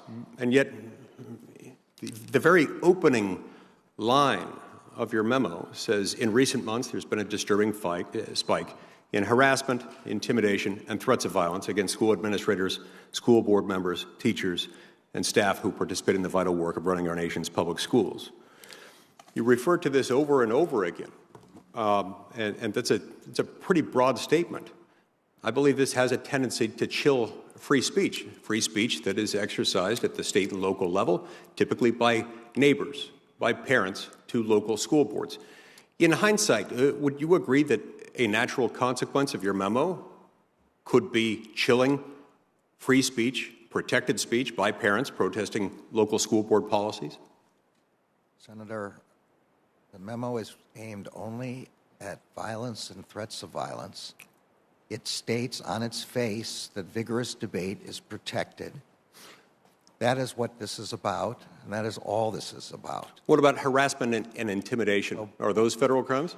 They are federal crimes. Are you referring to like witness tampering intimidation under 18 U.S.C. 1512? Or what? To 18 U.S.C. 2261A, which makes it a crime with intent to injure, harass, or intimidate, placing a person in reasonable fear of serious bodily injury through communications over the Internet. Likewise, 47 U.S.C. 223A, making telephones calls with intention to harass. Now, I want to be clear, though, that those only are within, I take your point, those are only within what is permitted by the First Amendment. And the Supreme Court has been clear about that, too. In the Virginia versus Black case, the court explained when intimidation is not protected by the Constitution, and that is when it is made with the intent of placing the victim in fear of bodily harm or death. So that's what we're concerned about here. Well, and one of the things that concerns me is, we've got 17 attorneys general, led by Attorney General Todd Rokita in Nevada, and joined by a total of 17 attorneys general, including Sean Reyes, the fantastic attorney general of the state of Utah. And they've weighed in and they've said that there is not a barrage of accusations. There's no unusual flood of accusations of threats of violence against school board members. Nothing unusual, nothing that they can't handle at the state and local level. Normally, things like this against state and local officials involving state and local government entities like school boards are not federal. Now, in response to a series of questions before the House Judiciary Committee, including some questions asked by Congressman Jim Jordan from Ohio, you were asked your factual predicate for your October 4th memorandum and for your conclusions in this regard. You answered before that committee that your factual predicate for that was the October 22nd memorandum from the National School Board Association. The National School Board Association has been mentioned, has since withdrawn that memo, and yet you said that was the factual predicate. Given that that was the factual predicate and that it's rescinded its memo saying that there was no justification for some of the language that they used in that letter, will you rescind your memo? Senator, best of my recollection, I said that the impetus for the letter, for my memorandum, was that letter and also reports of this kind of activity. What reports? I said again that at the time that they were news reports that had been published, and I think that some of the other senators here have described some of those news reports, and we've certainly seen subsequently more news reports and more statements by board members of threats to kill them. Congressman Chip Roy of Texas said, raised in that same hearing the issue of a 14-year-old girl in a school bathroom being sexually assaulted in Loudoun County. And you indicated in response to that you weren't aware of that. And in the 6 days before you testified before the House Judiciary Committee, have you become familiar with the publicly reported details of that case? Yes, I have read about the case, yes. If you were unfamiliar with the supposed instances of threats of violence and intimidation that the National School Board Association cited in the letter, then how did you determine that intervention by the FBI and the DOJ was necessary, that that was the right approach? So the approach in the letter is to meet with local law enforcement. That's what we've asked for, is to meet, to assess the situation, to see what their needs are, to strategize, and to open lines of communication. Now, I'm hopeful that many areas of local law enforcement will be well able to handle this on their own. But this is what the Justice Department does every day. We consult with our local and state partners and see whether assistance is necessary. And of course, we continue to have our own federal responsibilities with respect to communications by the internet, on social media, on telephone, through the mail. But I'm hopeful that we will not be needed in this area, that our state and local partners will be able to handle these threats. My time's expired. I just want to state for the record as I close that my staff and I went through every news source raised by the National School Board Association. There was no explicit death threat. And I choose here to reiterate my concern that not every outburst or expression of concern by neighbors, among neighbors at a local school board meeting warrants a federal investigation. Certainly doesn't warrant the involvement of 94 U.S. attorneys in a way that threatens, intimidates, and tends inevitably to chill First Amendment activity. Thank you, Mr. Chairman. Thank you, Senator Lee. Senator Coons. Mr. Chairman, Just one second. One more request for introduction of a letter from another Attorney General on rescinding the memorandum. This one from Ohio Attorney General Yost. Without objection, Senator Coons. Thank you, Chairman Durbin, Ranking Member Grassley. Thank you, Attorney General Garland. As you well know, oversight of the executive branch is an important part of the duties of this body, and so I just want to commend the Chair and Ranking for prioritizing this and you for your time here. While at times challenging, this process is key to fulfilling our constitutional responsibilities, and we know that we have substantial work to do to restore confidence in our democratic institutions, and I think your engagement here today is a key part of that. So thank you for your diligent and thorough answers to the questions that are being presented today. Let me just start with a question about some characterizations that are being made here and in other settings about the trajectory of the Biden administration in terms of responding to violent crime. Some are asserting that the Department of Justice is focused on defunding the police or hamstringing or undermining law enforcement. As an appropriator, my impression instead is that the president requested an additional $388 million for the cops hiring program, an increase of $200 million over the previous year. The CJS PROPS that was just posted includes $100 million for new community violence intervention programs. And the Biden administration ensured that over $350 billion previously available grants under the CARES Act could be used to hire more law enforcement personnel at the state and local level, even beyond pre-pandemic levels. Could you just speak briefly to how these different programs and initiatives are in fact designed to prevent violent crime, designed to support our state and local partners, and how these investments could work to assist, support, and protect law enforcement in conducting their obligations and duties in our communities in an appropriate way?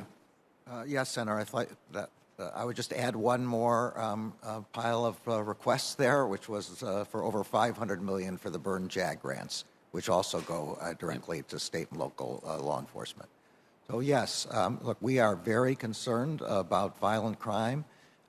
This is an area which is primarily the responsibility of state and local law enforcement, but nonetheless has bipartisan support and has had this since the 1990s for federal government involvement to help prevent.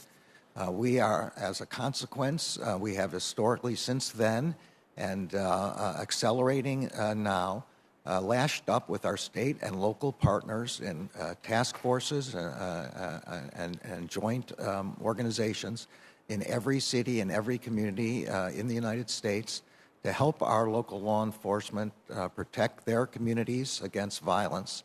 We also have federal, obviously, laws which help us in this regard. These include money that we've requested for DEA, for ATF, for the FBI, for the Marshal Service, all increases to allow us to support these circumstances. And as we've discussed before, my hometown is one where I was responsible for local law enforcement when I was an elected county official. We appreciate these additional investments in the partnership with federal law enforcement and think it's an important part of our work to combat violent crime all over this country. I want to turn to immigration. You've been asked by a number of my colleagues about it. There seem to be some who think that anything we do to help migrants will necessarily make the border less secure, more chaotic, but I disagree. I think it is possible for us to reduce multi-year court backlogs, improve access to counsel, improve the humanitarian aspects of handling migrants, and build a system that is orderly, consistent with the rule of law, more humane and more fair. I'd love to understand how we in Congress can help you through legislation as well as through funding to reduce immigration court backlogs, improve access to counsel, improve the process, and also contribute to securing our southern border. Do you have thoughts you care to share briefly, or would you be willing to share those with us in writing? Well, I'll be happy to have the department get back to you in writing, but I will say we have requested additional funds so that we can put an additional 600 personnel, including 100 immigration judges, into our Executive Office of Immigration Review so that we can do the kind of acceleration that you're talking about. We've made a number of internal changes with respect to the way cases are handled in order to accelerate that. But we do need more money in that respect, and I've made that plea already to the Appropriations Committee, but be happy to get back to you in more detail. And just superficially, is it your understanding that when applicants for asylum have access to counsel or to legal counseling, the odds that they return for their final disposition and the odds that they will have a fair and appropriate process go up? Well, I certainly think the odds that they have a fair and appropriate process would go up. It seems quite logical that the odds of them returning for their proceedings would go up because they would know they would have that opportunity. I don't know any of the statistics about that, though. Understood. On intellectual property, as you know, long a concern of mine, I just briefly wanted to mention, back in December of 2019, DOJ Antitrust issued a statement jointly with NIST and the Department of Commerce and the U.S. Patent and Trademark Office, recognizing that when a patent involved in voluntary standard-setting efforts, these are typically global efforts around critical communications technologies and others, that all legal remedies should be available when a patent's infringed. And that policy ensures competition, incentivizes participation in standard-setting activities, and plays a vital role in bringing the benefits of innovation to Americans. It's also critical for our global competition with China and other countries. I'm hearing DOJ has imminent plans to abandon that position or reverse it and replace it with one that does not embrace the availability of all remedies. Given that there are nominees in process, likely now for both AAG for antitrust and now for Patent and Trademark Office, would you commit to waiting until there are Senate-confirmed leaders in these positions before a change in policy? I would love to have Senate-confirmed leadership in the Antitrust Division, and everything you can do to make that go swifter would be greatly appreciated. I have to say this is a bit outside the area of my own expertise, but I assume any such thing would have to come through me before it would be announced. Nothing like that has come to my office yet. Well, I'd welcome the opportunity to stay in communication with it. My last quick question relates to the Office for Access to Justice, which has in the past, under a previous administration, been a leader in debtors' prisons and the criminalization of poverty. Tomorrow, this committee will hold a vote on the Driving for Opportunity Act, a bipartisan bill I'm leading with Senator Wicker and a number of members of this committee, and it will make progress in terms of ways in which a decades-old practice of stripping people of their driver's licenses for unpaid court-related fees or fines, which advances the criminalization of poverty, will be reversed. Could you say just a moment about the plans for the Office of Access to Justice and your view about the importance of continued progress in criminal justice reform? Yes, Senator. Equal justice under law is inscribed in the pediment above the Supreme Court, and it's a core principle of American democracy. but you can't have equal justice under law if you don't have access to justice. And for much of my career as a judge, and even before that, even before being in the Justice Department, and in addition, even as a lawyer in private practice, I've been concerned about getting access to attorneys so that lawyers, so that people who need help with their individual circumstances can have assistance. The President issued an executive order on this. We have, and there is a report, I'm not positive whether it's public, but I believe it is, with respect to reinvigorating the roundtable, whose job it is to address this question, of which I believe I'm a co-chair. We are, I asked for a review within the department, and we have determined that we should stand up once again an independent, within the department, Office of Access to Justice. We have enough money to do that in the very short term, but our, not to talk too much about requests for money, but our FY22 budget request does ask for a significant appropriation so that we can stand up a staff and get that office going. Great. Thank you, Mr. Attorney General. Thank you, Mr. Chairman. Thank you, Senator Coons. The committee is going to stand in recess for 5 minutes. When we return, Senator Cotton is up if he is here. If not, Senator Kennedy.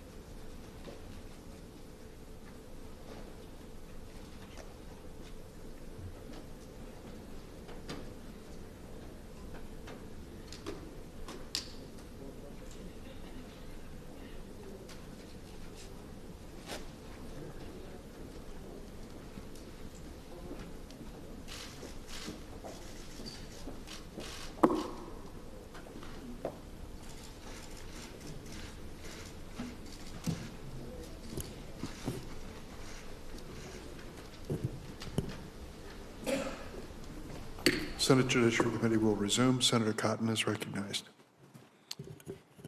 Judge Garland, on May 11th, Tony Fauci testified that his agency, quote, has not ever and does not now fund gain-of-function research in the Wuhan Institute of Virology. Last week, his agency admitted that they had, in fact, funded gain-of-research in the Wuhan Institute of Virology. Are you investigating Tony Fauci for lying to Congress? So the long-time rule in the Justice Department is not to discuss pending investigations, potential investigations. Okay, that's fine. That's fine. Do you believe Tony Fauci was truthful when he said his agency had never funded gain-of-function research? This is outside of my scope of Okay. knowledge. Let's turn to your outrageous directive sicking the feds on parents at school boards across America. When you crafted that October 4th memo, did you consult with senior leadership at the FBI? My understanding was that the memo, or the idea of the memo, had been discussed with the FBI before it got. Did anyone at the FBI express any doubt or disagreement or hesitation with your decision to issue that memo? No one expressed that to me. No one? To me. No one expressed that to me, no. Because a lot of them have contacted us, and they said they did, Judge. I'm sorry? A lot of FBI officials have contacted my office and said that they oppose this decision. Well, I doubt any of them spoke to me about it because I didn't speak to no one. All right. Made that All right. to me. Judge, you've repeatedly dissembled this morning about that directive. For instance, about the National Security Division. Chuck Grassley asked you a very simple question, why you would sick the National Security Division of the Department of Justice on parents. John Cornyn asked you the same thing. You said it wasn't in your October 4th memorandum, it was in another office's memorandum. It wasn't another office's memorandum, Judge. It was in a press release from your office, right here in front of me, October 4th, 2021, for immediate release. You're going to create a task force that includes the National Security Division. What on earth does the National Security Division have to do with parents who are expressing disagreements at school boards? Nothing in this memorandum or any memorandum is about parents expressing disagreements with their school boards. The memorandum makes clear that parents are entitled and protected by the First Amendment to have vigorous debates. We don't, the Justice Department is not interested in that question at all. It is okay, so even in that case, what is the National Security Division, Judge? These are the people that are supposed to be chasing jihadists and Chinese spies. What does the National Security Division have to do with parents at school boards? This is not, again, about parents at school boards. This is about threats of violence. Okay, let me turn to that because you've said that phrase repeatedly throughout the morning. Threats or violence and threats of violence. Violence and threats of violence. Yeah. We've heard it a dozen times this morning. As Senator Lee pointed out, the very first line in your October 4th memorandum refers to harassment and intimidation. Why do you continue to dissemble in front of this committee that you are only talking about violence and threats of violence when your memo says harassment and intimidation? Senator, I said in my testimony that it involved other kinds of criminal conduct, and I explained to Senator Lee that the statutory definitions of those terms and the constitutional definitions of those terms involve threats of violence. Okay, let's look at one of those statutes you cited, yeah. Section 223. Yeah. That statute covers the use of not just telephones but telecommunications devices to annoy someone.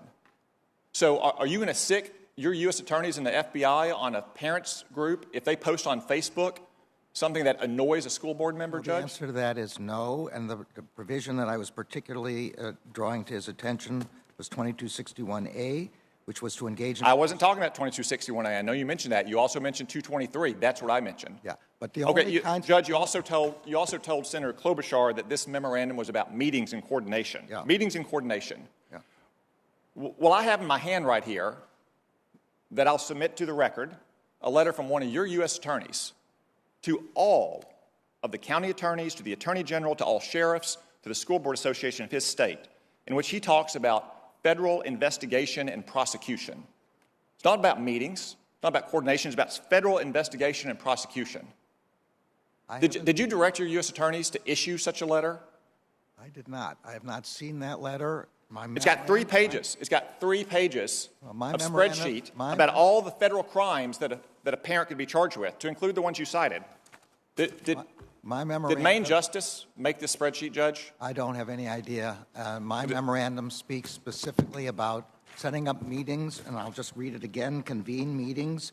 Judge, we've all read your memorandum. We've also heard you dissemble about your memorandum. I have, and the record now shows, one of your U.S. attorneys sending out a letter about federal prosecution investigation and list in detail the federal statutes for which you could be prosecuted. Judge, you've talked a lot about intimidation and harassment. Have you issued a memorandum like your October 4th memorandum about the Black Lives Matter riots from last summer? You're talking about the summer of 2020? In the summer of 2020, there A were lot of crimes committed. People haven't been there were a charged lot for those of crimes yet. prosecutions, and they were under the previous administration. Okay, Judge, what We had about a lot of this? prosecutions. It is no doubt, even though parents at school boards aren't within federal jurisdiction, there's no doubt that federal officials are. You keep saying senators. Have you started an investigation into the harassment of Senator Kyrsten Sinema in a bathroom? Because she won't go along with the Democratic Party's big tax and spend agenda? That is a sitting United States senator being harassed in a bathroom. I don't know whether the senator has referred the matter to the Justice Department or not.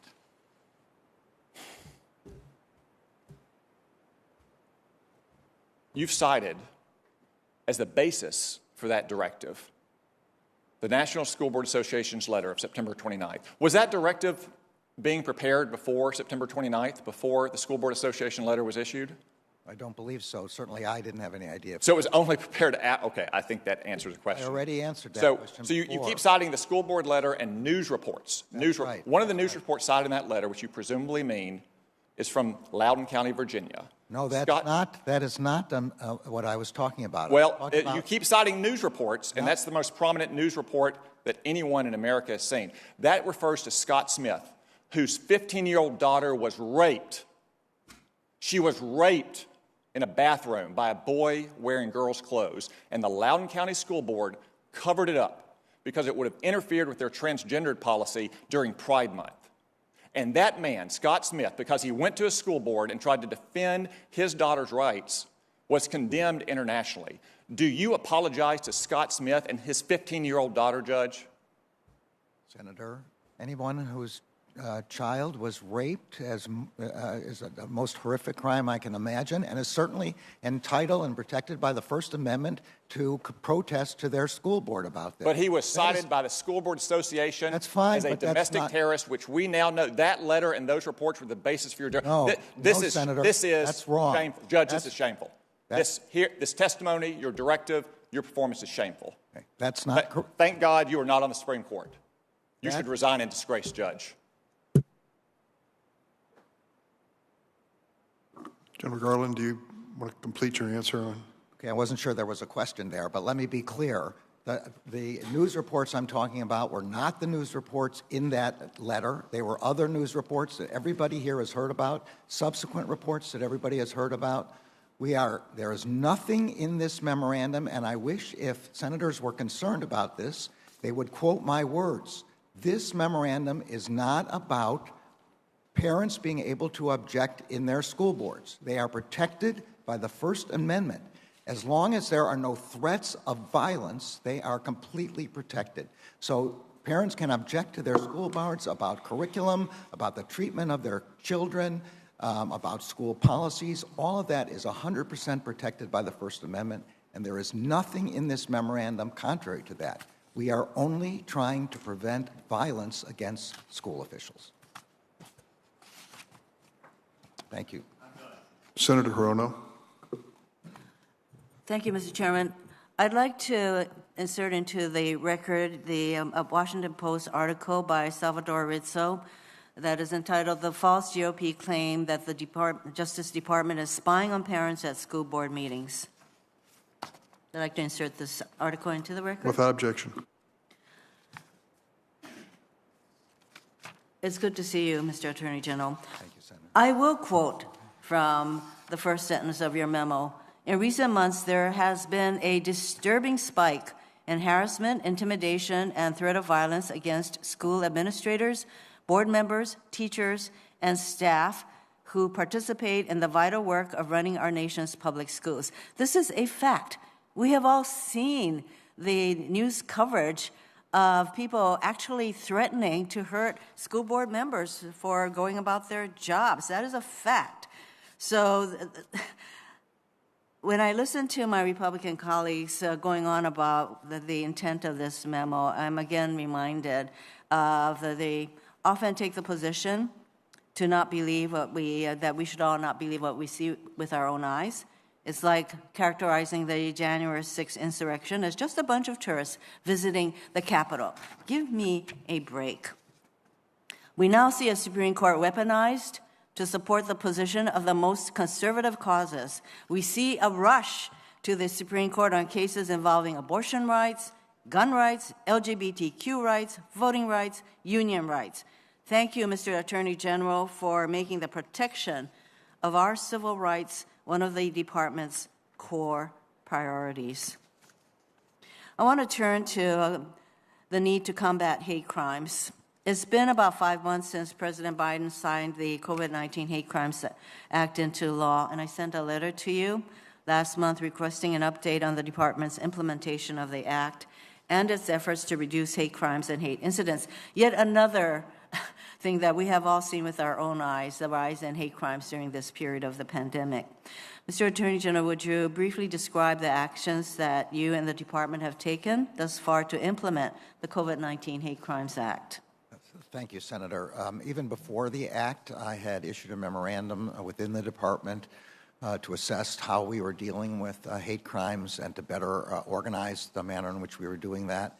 And then we're grateful that the Congress passed the COVID-19 Hate Crimes Act. Since then, I issued a subsequent memorandum based on what the Associate Attorney General and the Deputy Attorney General had provided in terms of the department's progress under that act. And I believe we have now implemented everything that was required of us in the act. But that, of course, doesn't mean we've solved hate in America. But we have done the things that the statute has asked us to do. I've appointed a coordinator for all hate crimes matters. I've appointed a expediter in the Civil Rights Division's criminal section to expedite our investigations. We've established a task force, federal law enforcement and U.S. attorneys' offices meeting with state and local law enforcement to coordinate, to explain, to develop strategies with respect to hate crimes. We've had trainings for state and local, territorial, and tribal law enforcement to help them recognize these circumstances. We've established a language coordinator, a facilitator, so that our memorandum and press releases in these regards can be translated appropriately. And we've asked for a considerable additional funds in our appropriations so that we may give more money to state and locals, tribal and territorial law enforcement to assist in these matters.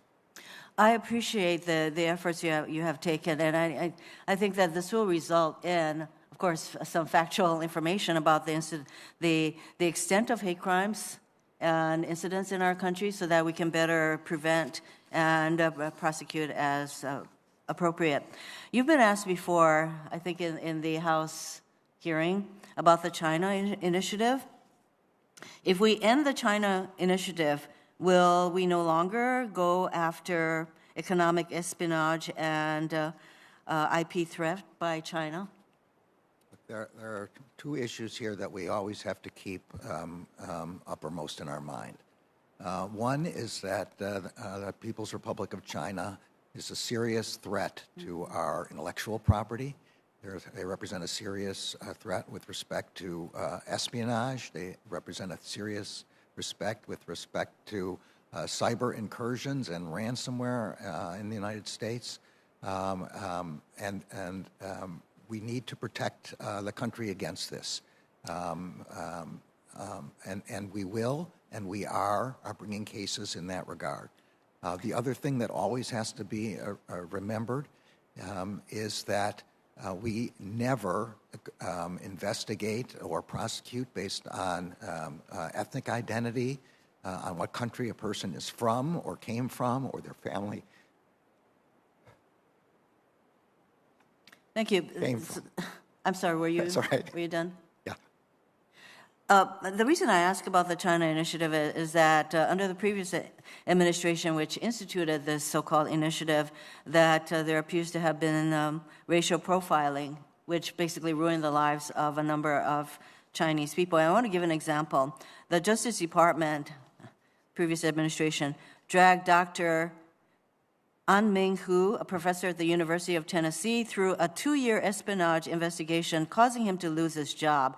At the end of the investigation, DOJ lacked any evidence of espionage and instead charged Dr. Hu with wire fraud and false statements for apparently failing to disclose his association with a Chinese university on a NASA grant application. His trial ended in a mistrial, after which a juror said she was, quote, pretty horrified by the lack of evidence, end quote. When DOJ sought a new trial, the district court granted Dr. Hu's motion for an acquittal, finding no harm to NASA and no evidence that Dr. Hu knew NASA's funding restriction applied to Chinese universities. So I would say from your answer that regardless of whether we have something called the Chinese initiative, you have no intention of not paying attention to espionage and other bad acts by China. So I'd say we should get rid of this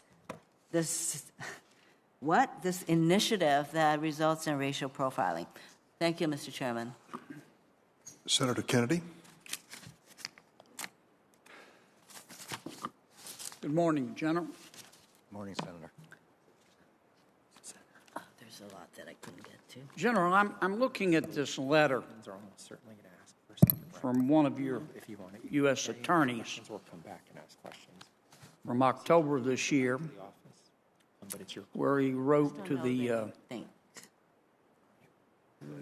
Montana Attorney General, all the county attorneys, and all the sheriffs in his jurisdiction, suggesting ways that parents could be prosecuted at school board for appearing at school board meetings in accordance with your directive. And one of the suggestions made by your U.S. attorney is parents can be prosecuted for repeated telephone calls. Not threatening anyone, just on the theory that repeated telephone calls could be harassment. Really? Senator, I haven't seen that memorandum. I've tried to express as clearly as I can here. I heard you, General, but this is one of your U.S. attorneys. Senator, if you're thinking of Again, I haven't seen. Isn't that special? technically chairing the hearing where else Senator Durbin goes to vote. He didn't vote in the second vote. Who needs to go? General, you're just a vessel. Sure. Well, let me tell you what I'm talking about. With respect to the National School Boards Association letter, you're just a vessel, aren't you? I'm not sure what you mean by that, but I signed this memorandum. I worked on this memorandum, and this memorandum is my memorandum. Well, let me tell you what I mean. We know that the National School Board Association was upset because parents were coming to school board meetings to object to the teaching of critical race theory. We know that in drafting the letter, the National School Board Association collaborated with the White House for several weeks. They worked on it together. And we know that the National School Board Association, once the White House and the association were happy with the letter, the National School Board Association sent the letter to the White House, and the White House promptly called you and said, sic the FBI on parents at school board hearings. And that's what I mean. The White House is the prophet here. You're just the vessel. Isn't that correct?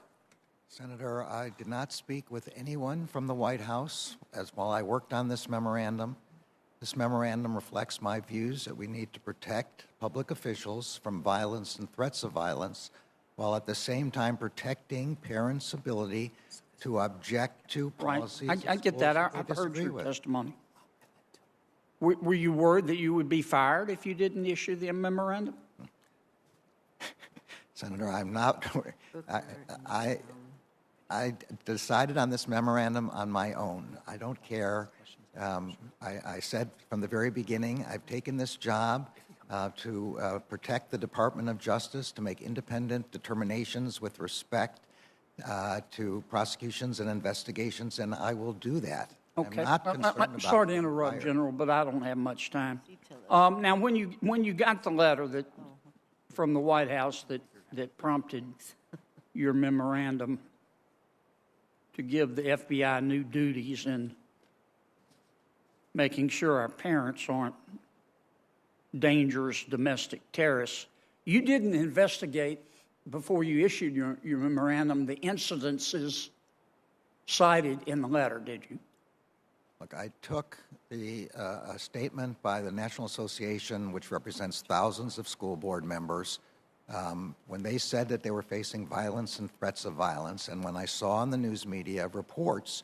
Yeah, but you didn't investigate the incidents in the letter, did you? No, this is the first step. This is an assessment step. It comes before investigations. The purpose right. Before you issued your memo, you didn't investigate the incidents. The memo is intended to begin assessments. It is intended to and in fact, most of the incidents in the letter did not involve threats of violence, did they? I think that's correct. Most of them did not, and they would not be covered by either federal or state law. I agree with that, and they would be protected by the First Amendment.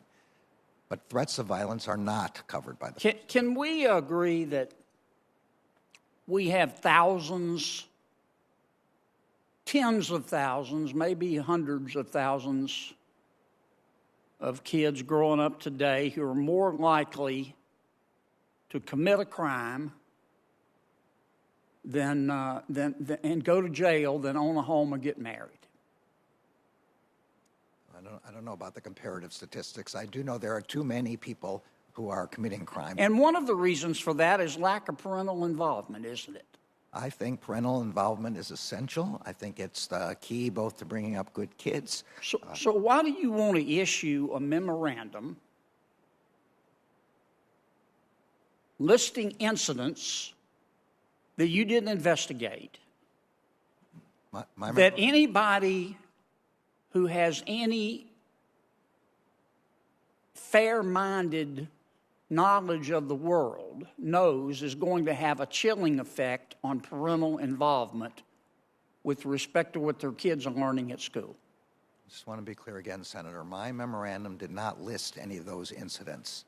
Come on, General, we both know this had a chilling effect. You don't think there are parents out there in the real world that said, oh, my God, maybe we shouldn't go to the school board meeting, there'll be FBI agents there? We live in this isn't La La Land. I tried to make clear as I could, and now I have subsequently made clear in every public statement on the matter. Your actions made it clear, General. Let me ask you one last question. When men follow a United States senator who happens to be a female into a women's room to harass her about her beliefs, why is that just part of the process, as President Biden says? But when a parent goes to a school board meeting to protest that her child is being taught that babies can be white supremacists, is subject to FBI prosecution. The description that you just gave, that parent is not subject to FBI investigation, and there's nothing in this memorandum that suggests this. We protect United States senators against threats of violence. You did a good job with Senator Sinema. Within the last month, we have indicted somebody who made threats of violence against both Alaska U.S. senators. Recently, we just indicted somebody else who made threats. Can I ask one more, Mr. Chairman? Can you wrap up, please, Senator Kennedy? I'm sorry? Could you wrap up? I am chairing this. Oh, yes, ma'am. I will. I'm just going to ask one last one.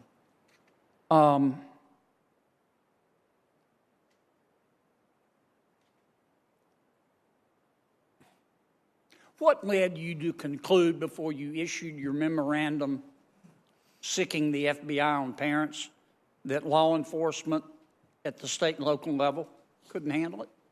Let me be clear, Senator. We did not sic the FBI on parents. That's not what this memorandum is about. Nor did we conclude that local law enforcement is unable to deal with the problem. The purpose of this memorandum is for our federal law enforcement to engage with state and local and determine whether they need assistance. And you don't think this had any chilling effect whatsoever on parents out there?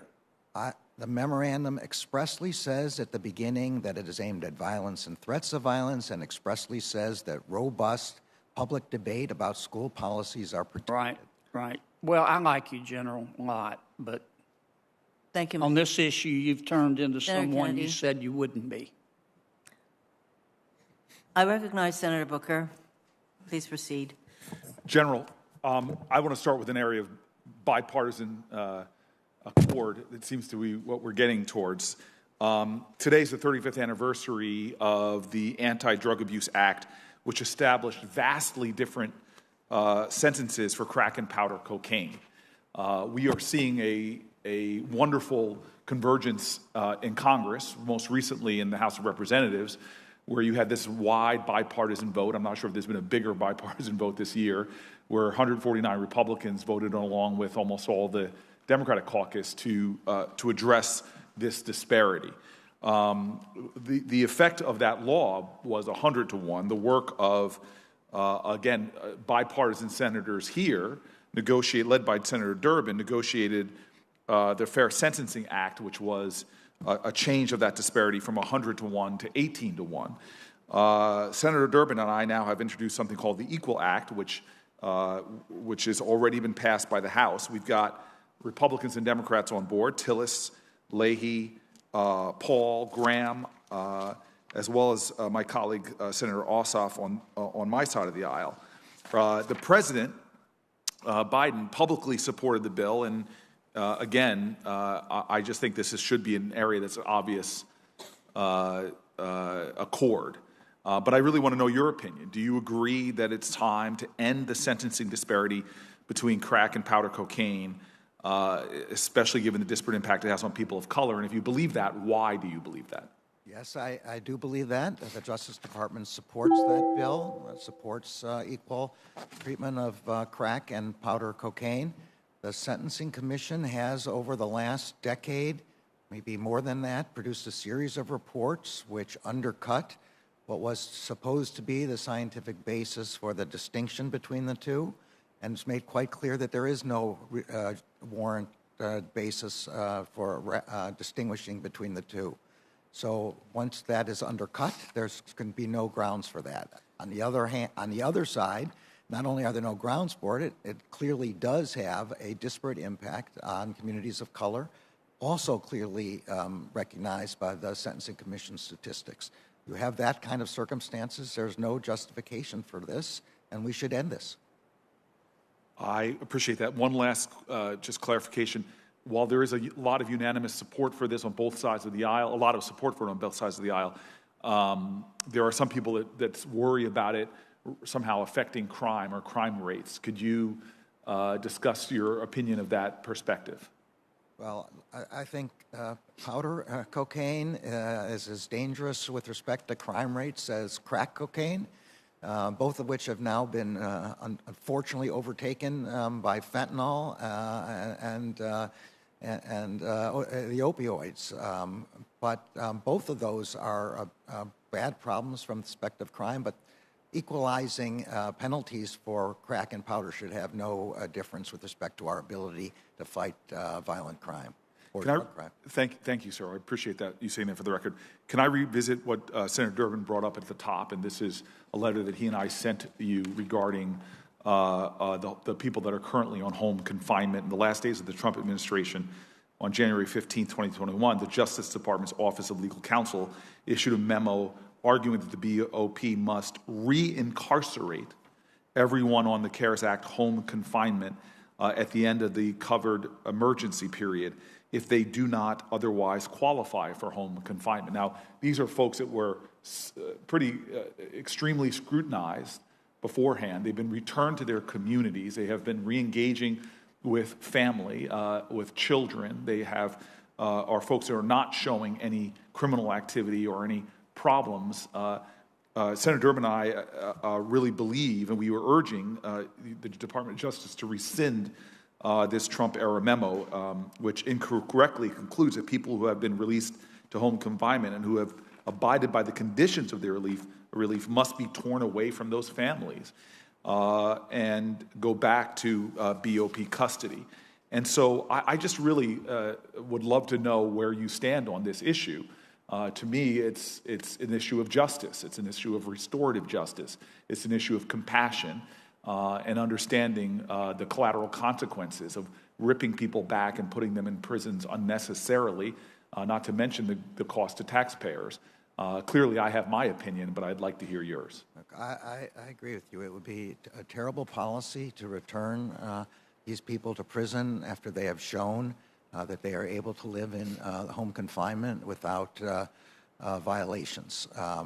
And as a consequence, we are reviewing the OLC memorandum that you spoke about. We are also reviewing all of the other authorities that Congress may have given us to permit us to keep people on home confinement. And as you know, we are also, and the President is reviewing the extent of his clemency authority in that respect. How long should we expect that review before you make a determination? I can't say exactly, but are we talking 6 months or less than 6 months? I'm not exactly sure how long that will take. It may require rulemaking, and so that may take more time. But we can be sure that it will be accomplished before the end of the CARES Act provision, which extends till the end of the pandemic. And so we are not in a circumstance where anybody will be returned before we have completed that review and implemented any changes we need to make. Okay, and then in regards to just compassionate release in general, will the Department of Justice consider filing motions for individuals on home confinement who reside in judicial districts like the 11th Circuit, where courts have interpreted compassionate release statutes to cover only medical age and family circumstances grounds? Obviously, there's still a pandemic, and we know that putting people into environments greatly increases their chances. I'm concerned about restrictions on compassionate release in places like the 11th Circuit. This is something I haven't thought about, Senator. I guess the Bureau of Prisons, which is the agency that decides those questions, has to have a uniform policy across the country. I hadn't thought of the possibility of making distinctions based on which circuit, because you're quite correct, the different circuits have different views about the scope of compassionate release. I'll take that back for consideration if it's all right with you. All right, I have some concerns about First Step Act implementation, which I'll ask in writing to you. I want to be respectful of my colleague, my friend, the senator from the great state of Oklahoma. Ouch. I'm sorry, sir. Forgive me, Omaha. Omaha's not a state, brother. I'm sorry. Where are you from, sir? We used to be able to beat Stanford in football, and we will return. Chairwoman, yeah, thank you. Sorry, Corey's not as funny as I thought he would be there. Attorney General, I know you're tired of talking about the memo. I'm not. But did you say you're not? I'm happy to answer any questions you have, sir. I think most of us and most of the American people are just sort of flabbergasted. If your answer is you have no regrets about this memo, is that what you're telling us? You think this was wise? Senator, the obligation of the Justice Department is to protect the American people against violence, including threats of violence, and that particularly includes public officials. I think that is still a concern for the department. This memo doesn't do anything more than ask our law enforcement to consult with state and local law enforcement to determine whether they need assistance in this regard and whether there are any federal jurisdictional issues involved. General, recognizes the right. You and I both know that it is political hackery that brought that topic to your desk, not reality. I am strongly against all violence against everyone in public life and all threats of violence. You've not at any point here given us any data that show why this would in any way be a federal priority at this time. The chairman, not here right now, but Chairman Durbin has repeatedly talked about how this morning he Googled it and is pretty convinced there must be lots of threats. Can you help us understand why so many states are disconnecting their organizations from the National Association of School Boards. You are aware that the National Association of School Boards has recanted of the memo, correct? You know they've rejected their own letter to you, or you're aware of that? I read their letter. Their letter doesn't recant their concerns about safety. It recants some of the language in their letter. We're all for safety. Which I did not adopt. The language that they have recanted, I never adopted and never would adopt. Why did the Ohio School Boards Association sever their relationship with the National School Boards Association? I don't know. Why did the Missouri School Boards Association sever their relationship with the National School Boards Association?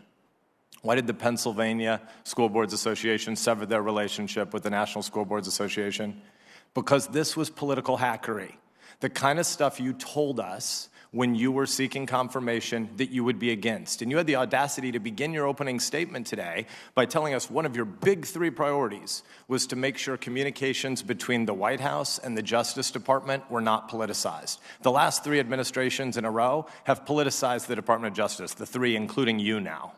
You told us one of your priorities in running DOJ was to reject the kinds of politicization we saw in the Trump DOJ and in the Obama DOJ. You told us that was one of your priorities. You wrote a memo here that came from political staffers who've been rejected by their own organization, coordinating with the White House to try to exaggerate a threat so that they could make sure parents felt intimidated. You've told us, I wouldn't use the exact language Senator Kennedy used about that you were a vessel, but one of 2 things is true here. Either you were just a vessel of political comm staffers at the White House, or you yourself are in favor of politicizing the DOJ. You told one of my colleagues a minute ago that you've not read the memo from the U.S. Attorney for Montana. I'll read it to you if you want, or I'll bring it to you and you can read it. This is one of your direct reports. It's an insane letter. The U.S. Attorney for Montana takes as predicate for why he's doing what he's doing your memo, and on October 14th, he sends a list of all the counterterrorism statutes that should be considered to be used against parents who are upset about things that might be happening at their school boards. Maybe there's lots of specific evidence of violence being threatened against school board members in Montana, but his memo, or his response to your memo, includes a letter where he says that anonymous telecommunications harassment, repeated telephone calls, or repeated harassing communications should be things that are potentially brought up as the basis for federal charges against parents. Do you agree with this letter of October 14th? Senator, I'm going to say again, this is aimed at violence and threats of violence, and I don't care whether they come from the left or from the right or from up or from down. I don't care if they're in favor of curriculum or against a particular kinds of a curriculum. We can imagine this, all these kind of these arguments against school boards coming from either the left or the right. It doesn't matter. Arguments against school boards are protected by the First Amendment. Threats are not protected by the First Amendment.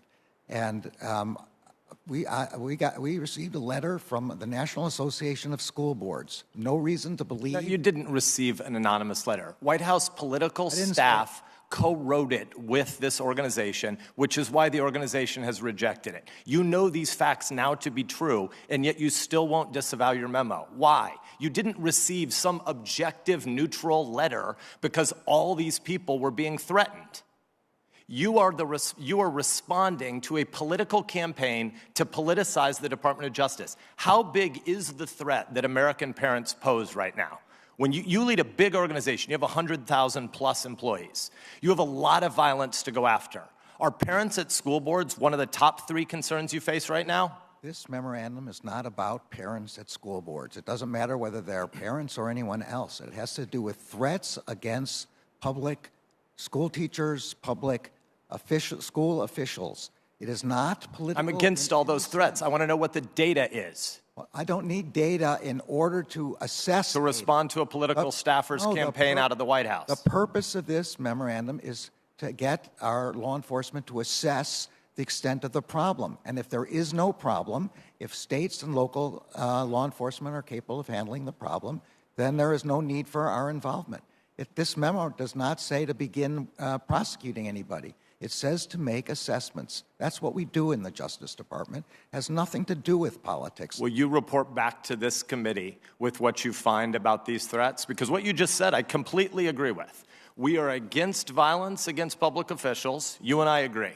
We are against threats of violence against public officials. You and I agree. We are for local police powers investigating local crimes. And there are definitely yokels and idiots that make threats against lots of people in public life. I don't minimize it. You shouldn't minimize it. You're not minimizing it. But we both believe, and in your heart of hearts, I'm pretty sure you believe, that local law enforcement is more than able to handle some one idiot or 12 idiots at school board meetings. But you made it a federal issue, and I don't have any idea why, and at no point today have you offered us a shred of data.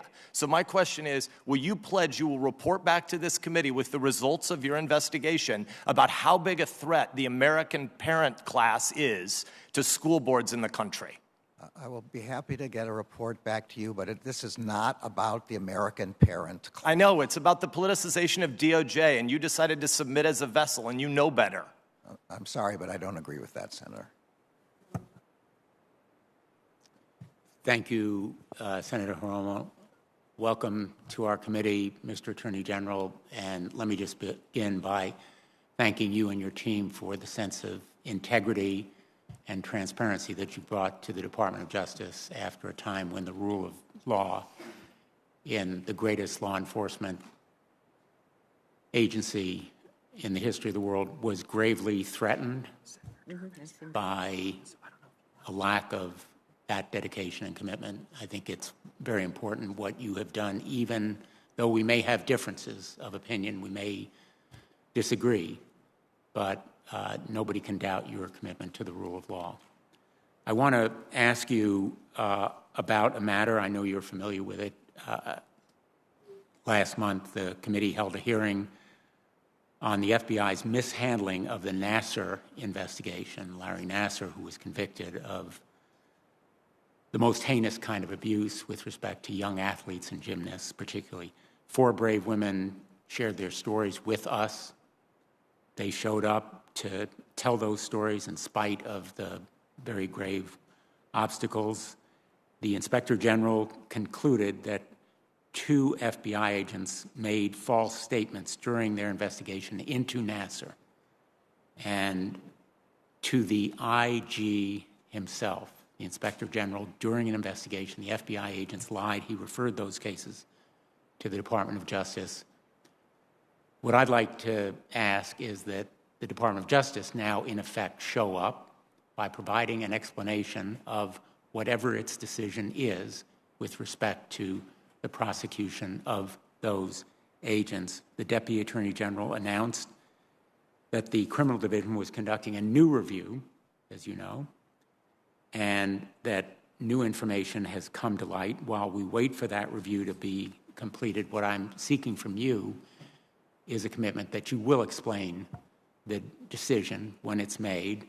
I recognize as a former prosecutor that declinations typically are not explained, but the Justice Manual itself says that in criminal civil rights cases, quote, it is often the practice to send case closing notification letters in cases closed with indictment or prosecution because cases, quote, often spark intense public interest even when they're not prosecuted, and that such letters are, quote, particularly encouraged in cases of police misconduct and other cases involving law enforcement officer subjects, end quote. In this case, we have exactly that situation, and I'm asking for a commitment that you will provide an explanation for your decision.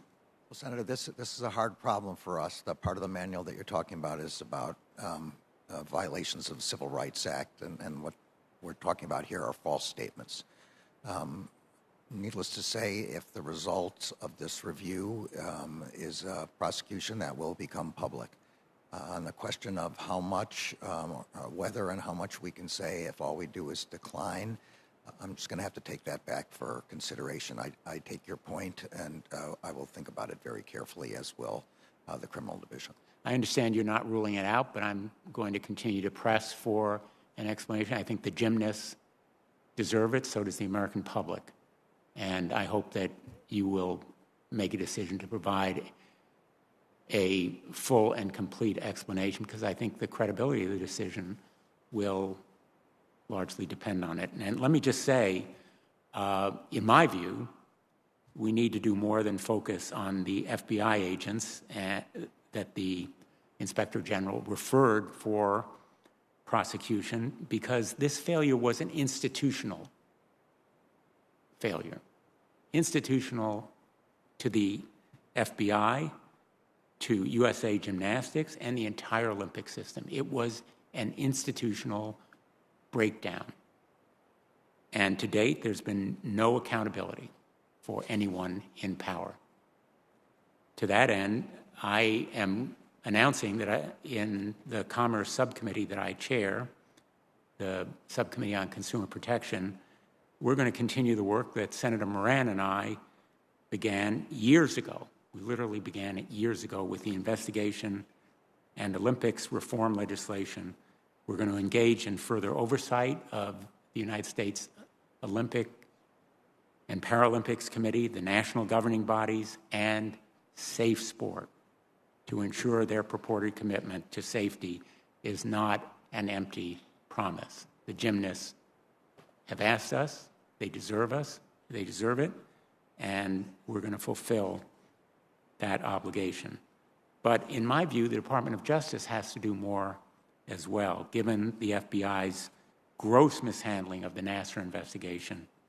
I believe a new review of all of the information related to Nassar and the USOPC more broadly is warranted here, because there are other examples of potential misconduct that deserve a fresh look. For instance, Senator Moran and I referred the former CEO of the USOPC to the Department of Justice for potentially perjuring himself before our subcommittee in 2018. We don't know what, if anything, the department did with that referral. We've heard virtually nothing. In addition, the former U.S. attorney for the Southern District of Indiana, whose office was involved in the Nassar investigation, is now representing one of the disgraced FBI agents. He's representing one of the FBI agents referred for prosecution. I don't know whether that's a violation of ethical rules or some other kinds of Department of Justice policies, but it raises significant questions, and the department should have an interest in them. So I hope that we can expect more from you by way of explanation, and I hope that we can count on you for a new review of the information related to the Nassar investigation, USA Gymnastics, and USOPC to determine whether there are additional cases where prosecution is necessary to hold wrongdoers accountable. The institutional failure that you speak of is quite apparent. I thought that the testimony by the gymnasts was, as I said, heart-wrenching, and they were courageous. The FBI director has adopted all of the recommendations of the Inspector General and is putting them into effect. And in addition, we have adopted new regulations, new authorities in the department to be clear that if the FBI is investigating a case of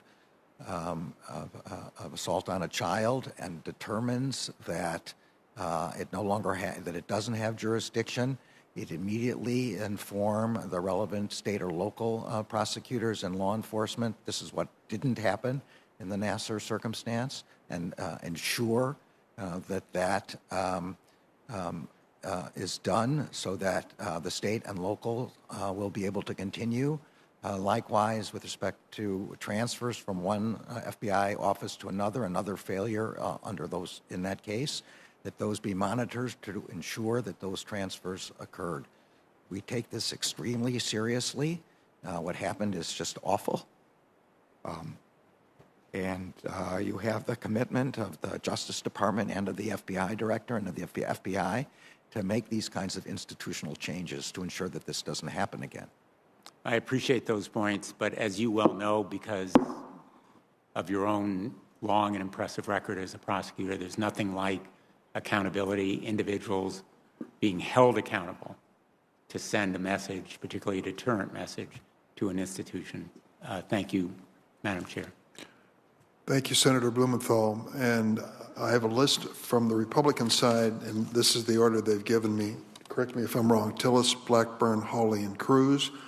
We have 2 Democratic senators who have not asked at this point. We'll wait to see if they arrive. Senator Tillis.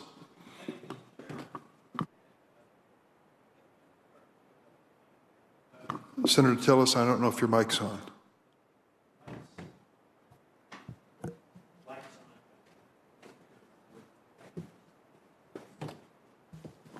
Better? Better. Yeah. You may regret it. But, Mr. Attorney General, thank you for being here. You know, in response to the memo, I know you've repeatedly said this is not about parents. 15 years ago, I was PTA president at my daughter's high school.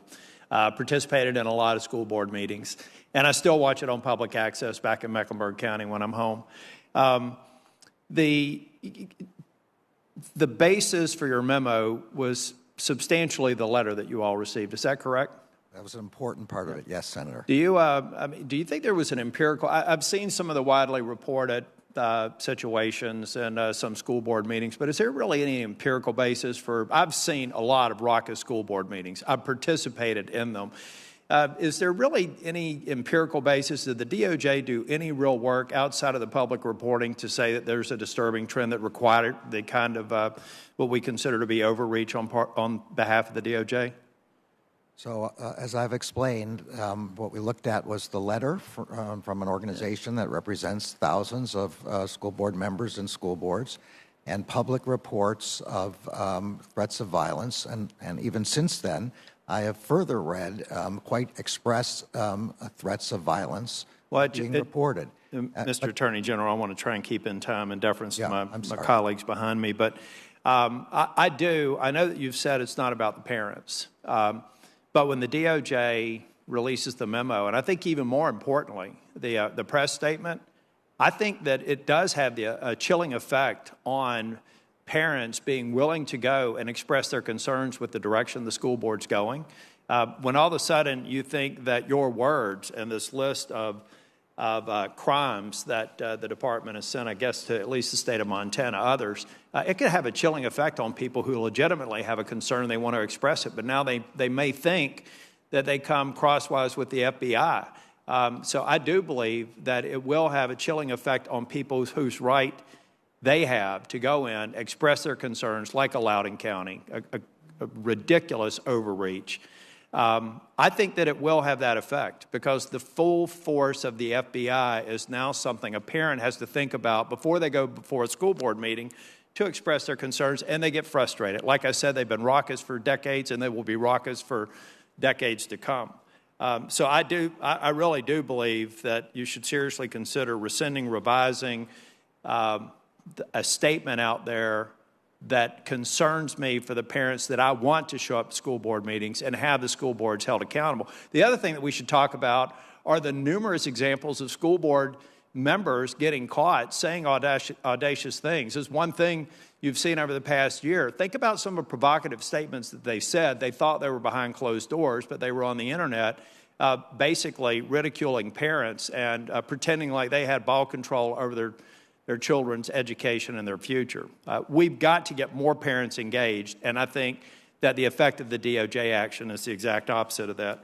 But most of my colleagues have covered my concerns, and I agree with those that are expressed on my side of the aisle. In response to Senator Graham on immigration, you said that you did go visit the border. It sounds like you were down there mainly from the perspective of your role in the DOJ. I understand that Homeland Security is primarily responsible, but I would encourage you to go back down there and maybe we could share with you our itinerary to talk about why I do believe it should be a great concern to the DOJ. We've got almost 1.5 million asylum cases on the docket now, and it takes years to complete them. and about 80% of them are adjudicated as not having a valid claim. So doesn't that data lead you to suggest that the asylum system is being abused? I mean, just that's data from the DOJ. So, Senator, I don't know for sure about the data, but the purpose of asylum adjudication is to adjudicate asylum. Well, I understand that, but allows them to make these. This is a statutory question. I'm not an attorney. Not a Justice Department. I'm not an attorney. You're an accomplished judge. So I'm looking at this just from a practical standpoint. When the data says that over almost 2 million people have crossed the border illegally since January, and it is 80% likely that they're not going to have a valid asylum claim, how any reasonable person couldn't look at that and say something is being abused here. It's a gateway to get into this country, drift into these shadows, and virtually never leave the country. But here's the one that I'm most concerned with, and why I think a briefing with the same people that we met with at the border, many of the people on this committee were there when I was. Hundreds of gotaways a day getting across the border. And gotaways are not the ones that that want to be processed through asylum. They want to evade detection. They want to drift in. How on earth can we assume that there's anything but a malign purpose for them trying to evade detection? Otherwise, you just get into the system. You're going to be here for years. You're going to abuse the asylum system. They're skirting it to the tune of a couple of hundred a night. And this has been going on for months. So now we have thousands of people who came into this country. When the cartels set a pick, they'll send about 50 people over to engage the Border Patrol so that they can send another couple of hundred into our society. They're drug traffickers, they're human traffickers, they're gun smugglers, they're gang members, and they're coming in by the thousands every month. That is a DOJ problem. That is a crime in our communities problem, and it's actually making the Hispanic communities, the majority of which are coming over are Hispanic, those communities less safe. I would really encourage you to go back to the border and look at it from the perspective of your role as Attorney General and the hundreds and the thousands of illegals who are coming across our border every day, many of them drifting in and evading detection and making our communities less safe. I do have a number. I've got intellectual property, a number of implementation issues that I'm going to submit for the record. But, Mr. Garland, we have a problem at the border, and the DOJ has to engage and recognize that part of that problem you're going to have to fix. We got to stop the $13 million a day that the cartels are getting for human trafficking. That's a documented number. We've got to stop the tons of fentanyl and drugs that are poisoning Americans because we have an out-of-control border situation.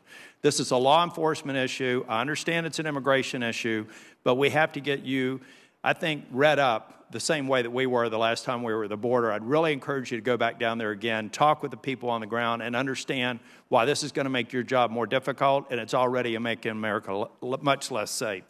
Thank you, Mr. Chair. Senator Padilla.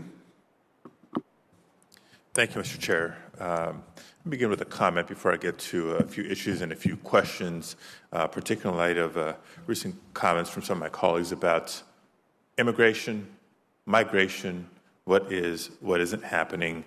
And I want to start by recognizing Senator Coons' remarks earlier, who asked you about what you're doing to address the backlog in immigration courts, right? One of the best, most smart approaches to tackling unlawful migration is to improve the effectiveness, the efficiency of lawful migration. It's not just investing in immigration courts, but access to counsel. And I just want to add that these are issues that my office hears about on a very regular basis. And so I was heartened that you'll be asking for additional resources to address those issues. This is certainly an area where money is needed to improve the processing of immigration cases while ensuring due process. Now to my questions. First, a response that I and several of my colleagues have been waiting on since April 15th, when I and 7 other members of Congress sent you a letter concerning the department's funding and oversight of predictive policing tools. which are deployed by law enforcement throughout the country. As we highlighted in that letter, and I'm happy to provide an additional copy to you, we're concerned that the Department of Justice may be devoting precious taxpayer resources to ineffective tools and encouraging local law enforcement to also devote resources to unproven strategies. Worse still, those tools may be perpetuating a vicious cycle of discriminatory policing against historically marginalized groups. Because we have not yet received a response, we do not know, for example, what, if any, conditions there are by the Department of Justice on the agencies and departments who deploy predictive policing tools with the aid of federal funds. I find this unacceptable. So, Attorney General Garland, it's been over 6 months since our letter was sent to the Department of Justice, and we have yet to receive an official response. Can you explain the delay and when we can expect a response? I can't explain the delay. I don't know what the reason is, but I will immediately take this back and be sure that the Office of Legislative Affairs responds to your letter. Okay, we'll get you another copy of that letter before we leave here today. Next issue. As most, I believe, we should all agree, we need an open and competitive economy that also works for workers. We talk a lot about entrepreneurism, capitalism, consumer protection, but we need an economy that also works for workers, and this demands the Department of Justice's attention to combat artificially suppressed compensation, employer collusion, and increasing inequality. For example, non-compete clauses or no-poach agreements limit the ability of many workers throughout our economy to switch to better paying opportunities or start their own businesses in a number of sectors. Antitrust protection for labor organizing does not yet explicitly extend to gig economy workers who are classified as independent contractors by their employers. And corporate consolidation can limit the pool of companies in a labor market competing to attract and retain workers. Attorney General Garland, what is the Department of Justice doing to ensure that there's competition in our labor markets, and is this yet another area where the department needs additional resources to fulfill the mission laid out by President Biden? Thank you for the question. The Justice Department's Antitrust Division agrees, I don't know if you can hear either, agrees that competition in labor markets is as much a part of the antitrust laws as competition in product markets or consumer markets. We have a number of investigations involved in those areas that you're talking about. We have a criminal case, all public, on the no poaching issue. We brought cases and investigations regarding allocations of labor markets. So I think I can fairly say we agree with you. This is an area of concern, and it's an area of Antitrust Division focus. The Antitrust Division does need more money and more lawyers and economists and investigators. It was down substantially to one of the lowest head counts in quite a number of years. And we very much need to build that back. And that's why our FY22 appropriations request asks for a substantial increase in money for the Antitrust Division. Okay, wonderful. Well, I look forward to supporting those requests for additional resources. And finally, in the time remaining, yet another topic. Earlier this month, this committee released a report detailing former President Trump's scheme to pressure the Department of Justice and overturn the will of the people who voted for now President Joe Biden so that he could serve again as president. The report outlined behavior that follows a pattern and practice of intimidation, coercion, and outright bullying by the former president's administration. If we don't hold these bad actors accountable, we face the possibility of eroding public trust in our institutions. Americans are looking for accountability, and they're looking to you, Attorney General, as the leader of your agency to administer justice. My question is this: Are you willing to recommit yourself to pursuing every possible avenue and every possible lead for holding those accountable who have used public office to undermine and demean our democracy? So, as a general matter, the answer, of course, is yes. I don't want to talk about specific investigations except to point out what's already been stated publicly on the record, which is a component of the Justice Department, although an independent one. The Inspector General is examining the matters about which you're speaking. And I have full confidence that he will advise me and the department of what he finds, and then we will then take appropriate action. Okay, thank you. And just in closing, I would hope that that would include review and consideration of allegations documented in a recent Rolling Stone article where participation in the lead up to January 6th and on January 6th was not limited to just White House officials, but actual members of Congress as well. Thank you. Thank you, Mr. Chair. Thank you. We're going to recognize Senator Blackburn, then take a 5-minute break, return, and we have Senator Ossoff, Senator Hawley, Senator Cruz.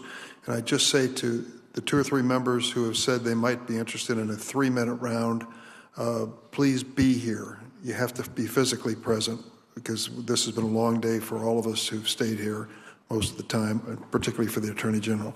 So Senator Blackburn, and then a 5-minute break. Thank you, Mr. Chairman. General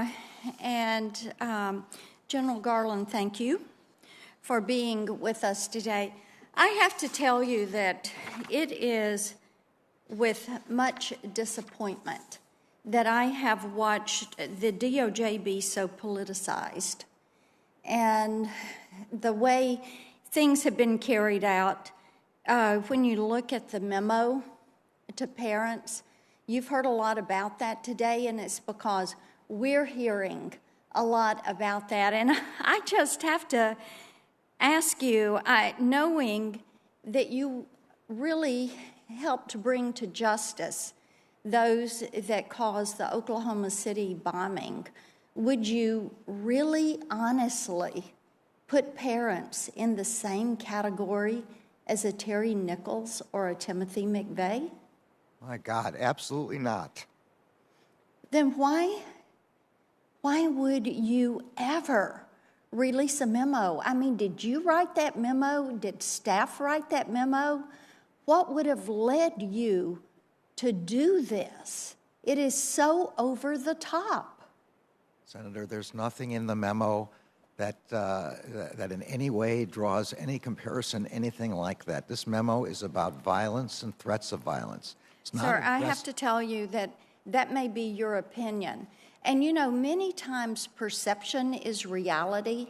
And reading that memo myself, Tennesseans reading that memo, what they found in that memo, what they heard you say was if you show up and you question these school boards, you will be deemed a domestic terrorist. You could be investigated by the FBI. I mean, the FBI has a lot of other things that they should be focusing on.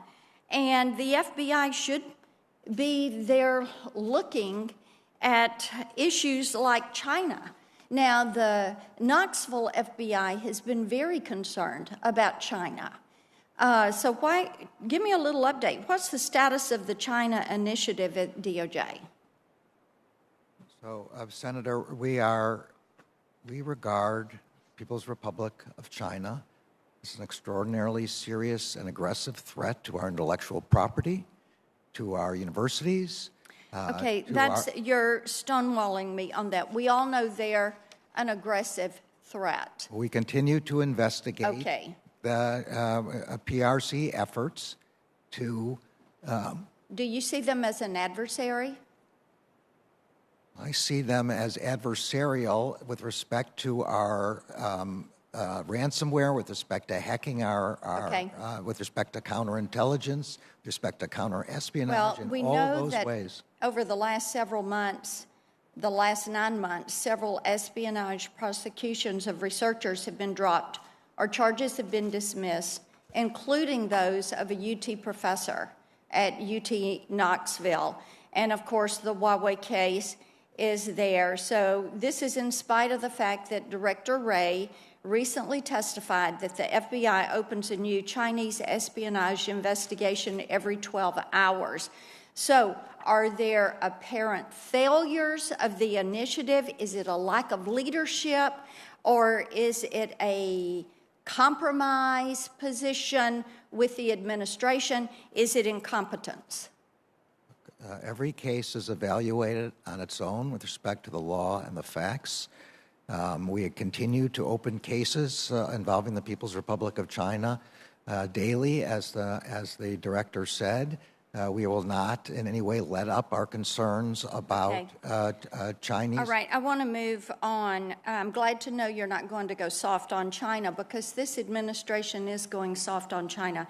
On your directive, going back to the School Board Association and the directive that you sent out, the NSBA has apologized. Are you planning to apologize to the parents of this country, moms and dads? There is nothing in this memorandum that any parent should be concerned about. There's a lot that parents should be concerned about it. Let me ask you about the Durham investigation, because 44 senators joined me in a letter that we sent to you in August, and we still have not received a written response from you on the status of the Durham investigation. So will you provide for me a written status report of the Durham investigation?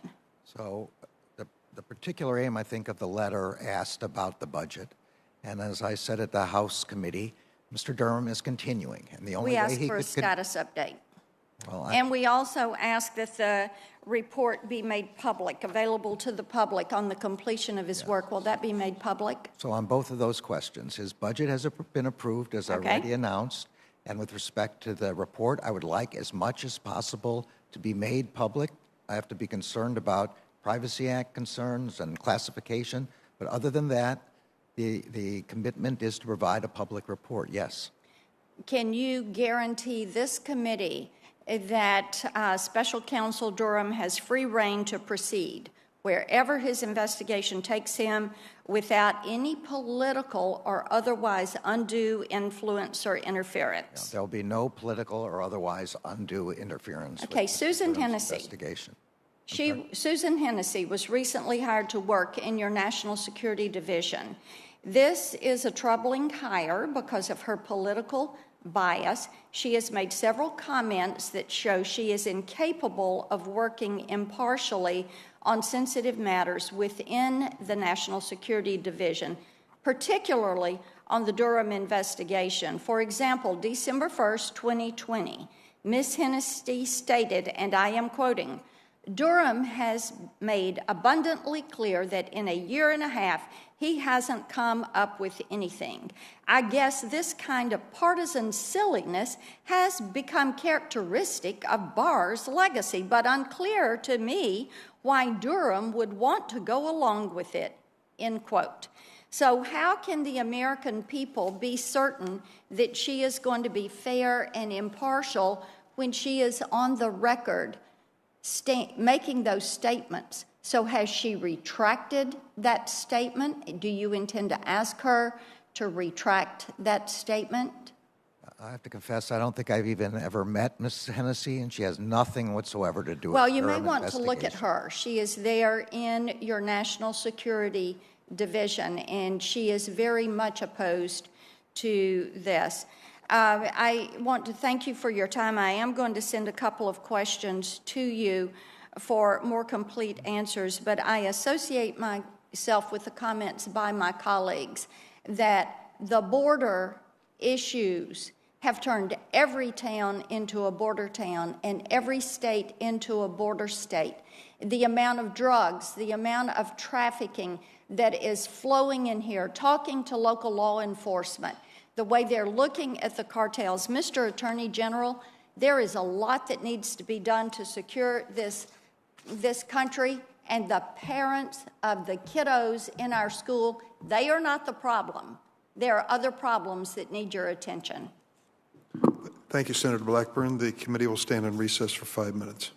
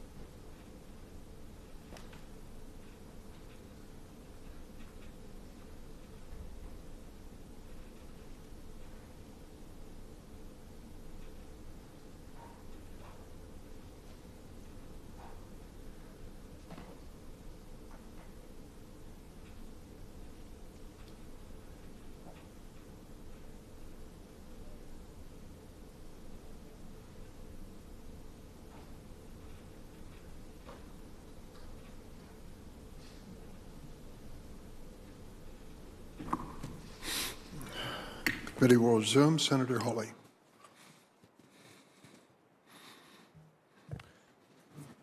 Mr. Chairman, did you call on me or Senator Ossoff? I'm sorry. I'm happy to go, but I didn't see Senator Ossoff. I apologize. Senator Ossoff, then Senator Hawley. Thank you, Senator Hawley. Thank you, Mr. Chairman. Attorney General, nice to see you. Thanks for joining us. Last week, the Senate passed legislation that I introduced alongside Chair Durbin and Ranking Member Grassley, the Prison Camera Reform Act, to reduce violence and civil rights abuses in BOP facilities by overhauling a security camera system that IG Horowitz has found is outdated, unreliable, as well as the means of preserving and recording the footage from those systems. Do you agree that these reforms are necessary, and should this bill become law, will you commit to prioritizing the implementation of the requirements it imposes upon the BOP? Yes and yes. Thank you, Attorney General. I'd like to discuss with you staffing issues at the Bureau of Prisons. Earlier this year, the GAO, which as you know is a nonpartisan independent watchdog, concluded that BOP lacks a reliable method for assessing the scope of staffing issues or the impact on incarcerated populations and staff of staffing issues at BOP facilities. Do you agree the inability to reliably measure this problem impedes BOP's ability to address gaps, for example, shortages of medical staff, shortages of personnel who will help implement the First Step Act and anti-recidivism programs, as well as makes it more difficult for Congress to respond? And will you commit to working with my office to help identify where there's gaps in planning or budgeting or personnel management or the authorities that BOP has? Yes, Senator. I met with the Comptroller General about this, about the various of his reports, and this one in particular. And I agree this is a serious problem at the Bureau of Prisons. The Deputy Attorney General has been working on this problem for quite some time now, as she has repeat meetings with the Bureau of Prisons to go over this issue with respect to staffing and assessment. And I'd be happy to have somebody on our staff meet with your staff. Thank you, Attorney General. The Inspector General has determined that BOP lacks a clear and consistent policy for the use of solitary confinement in BOP facilities. Has BOP, to your knowledge, issued such a policy? I don't know the answer to that. Okay. Will you work with my office to determine whether they have and what may need to be done to ensure that they do? Of course. Thank you, Attorney General. Question about commercial data and its use in DOJ investigations. In 2018, the Supreme Court issued its Carpenter v. United States decision that government agents must obtain a warrant before collecting cell phone data but show the location of a device over a 7-day period. Of course, this data is widely available for many U.S. persons on commercial markets through data brokers and other technology companies. To your knowledge, do any federal agencies currently purchase data, or any DOJ components currently purchase data or contract for services that provide device location data from commercial vendors? Is this data used in investigations or prosecutions? I don't believe that we purchase location data, but I'll be happy to look into that and get back to that, back to you on that as well. I'd be grateful because I think there are serious Fourth Amendment concerns there. Would like to discuss the FISA process with you. In its report last month, the Office of the Inspector General noted that DOJ and FBI still had work to do to implement the IG's recommendations to strengthen the review process for FISA applications to ensure they contain accurate information. Now, while this has unfortunately become a partisan issue over the last few years, it's fundamentally an issue of privacy, due process, and the integrity of the Foreign Intelligence Surveillance Court and the applications it receives. The IG's report notes that the FBI has not significantly changed the process by which a supervisor, such as the Assistant Attorney General for National Security Division, reviews and documents the factual assertions made in FISA applications. And I discussed this issue with Matt Olson when he was before the committee for his confirmation. So what steps is the DOJ taking to make substantive changes to the FISA review process and comport with the IG's recommendations? So I completely agree that this should not be a partisan issue. FISA, on the one hand, is an extraordinarily important tool for our ability to protect the country against foreign enemies. And on the other hand, it's a tool that has to be dealt with the most extreme care because we have to protect American citizens from unwarranted surveillance, non-judicial surveillance. I take the Inspector General's report extraordinarily seriously. I believe the one you're talking about, though, refers back to events from 2020 and 2019. But regardless, we take this very seriously, and the FBI director does as well.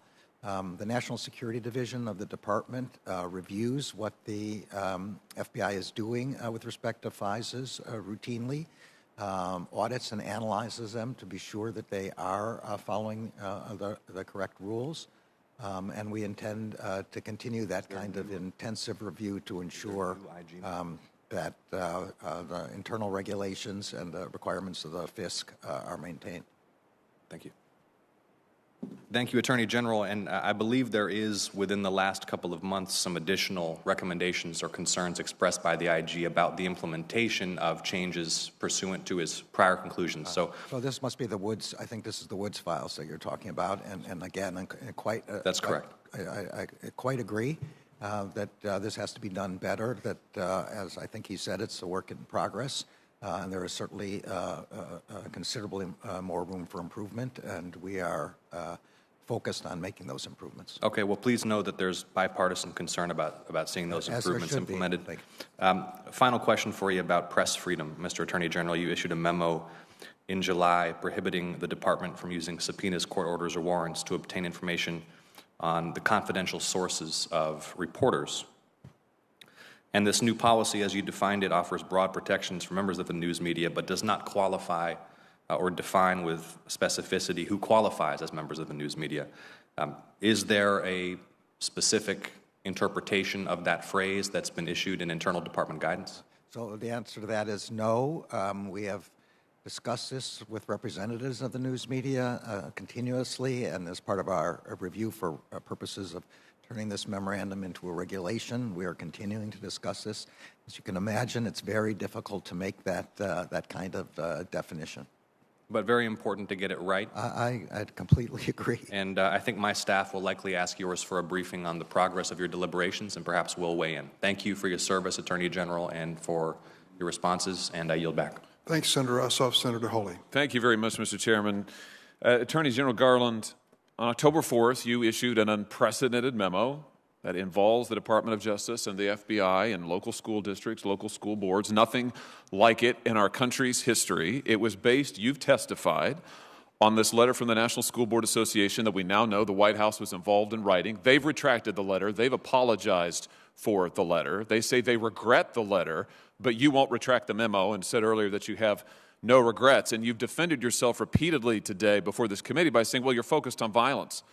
But now, of course, we've seen the memo from your own Justice Department advising state and local and other prosecutors about all of the different federal causes of action that they can bring against parents that are not about violence, they're about harassment and intimidation. I'm looking here at this memo.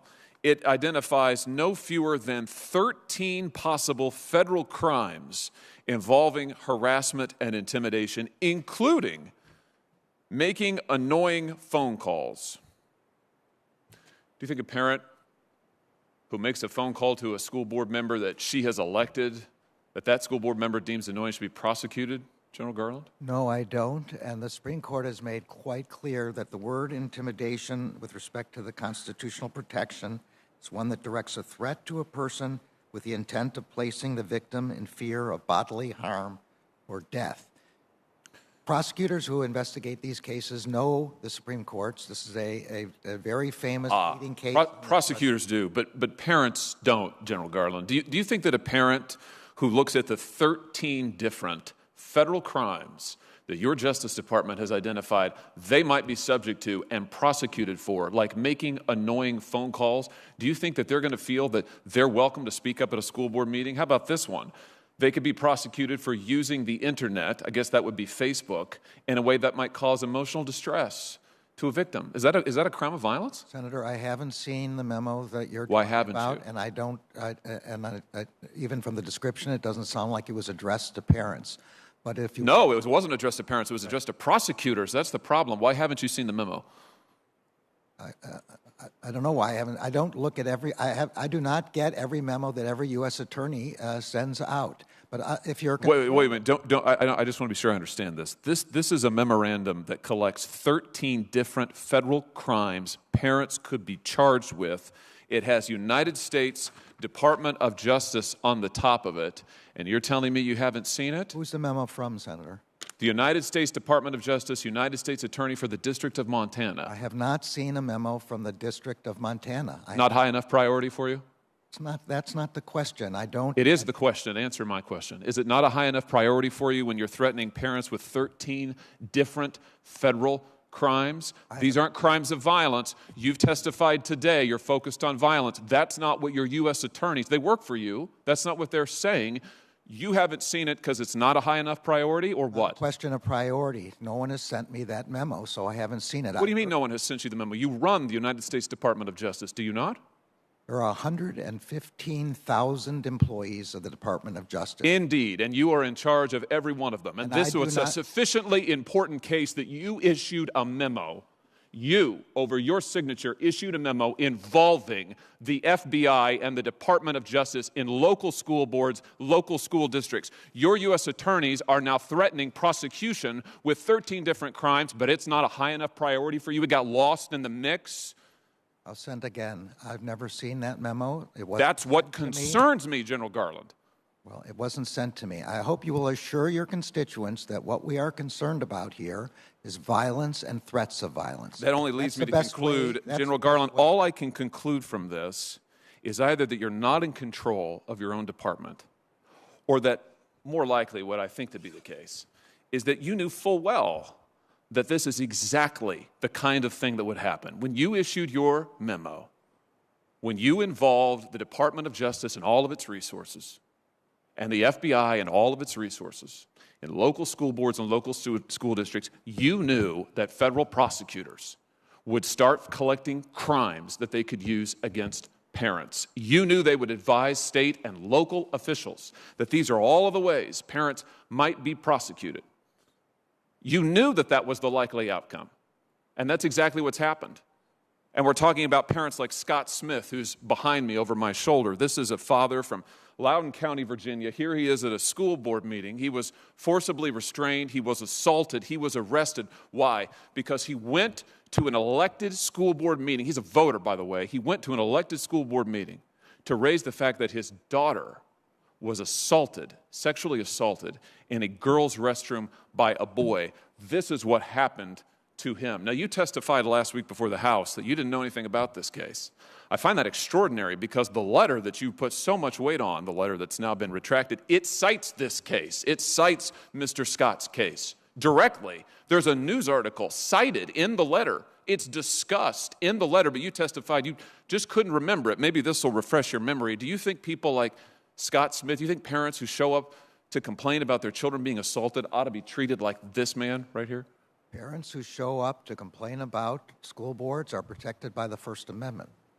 Do you think that they ought to be prosecuted in the different ways that your U.S. attorneys are identifying? If what they're doing is complaining about what the school board is doing, policies, curriculum, anything else that they want to, as long as they're not committing threats of violence, then they should not be prosecuted, and they can't be. Let me ask you about this. Several of my Democrat colleagues have today, just today in this hearing, multiple times have compared parents who show up at school board meetings, like Mr. Smith here, have compared them to criminal rioters.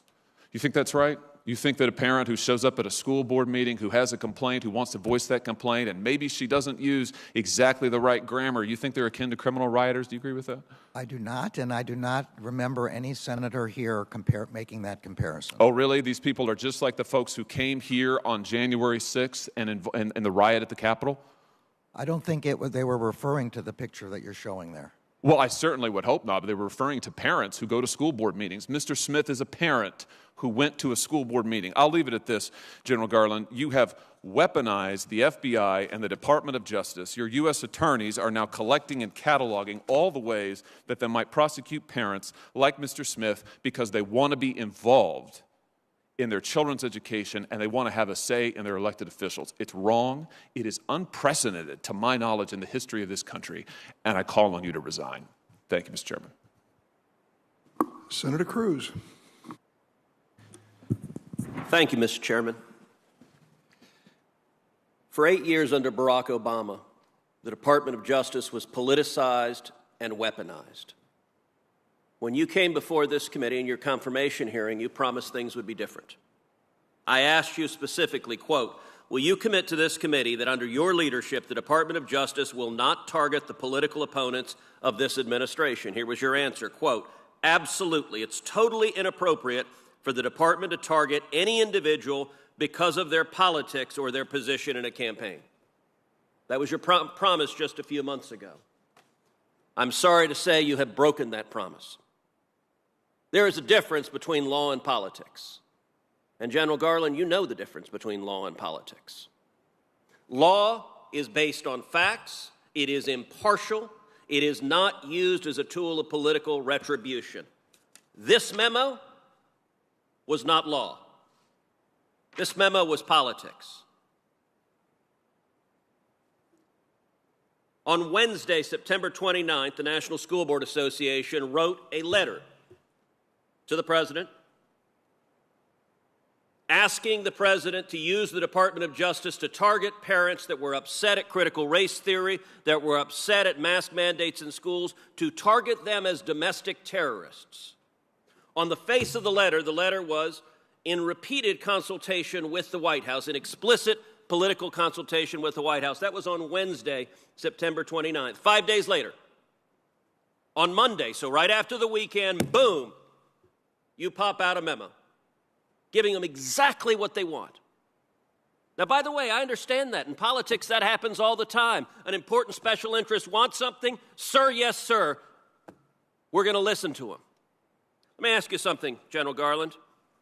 In the letter, which you told the House of Representatives was the basis for this abusive memo targeting parents, how many incidents are cited in that memo?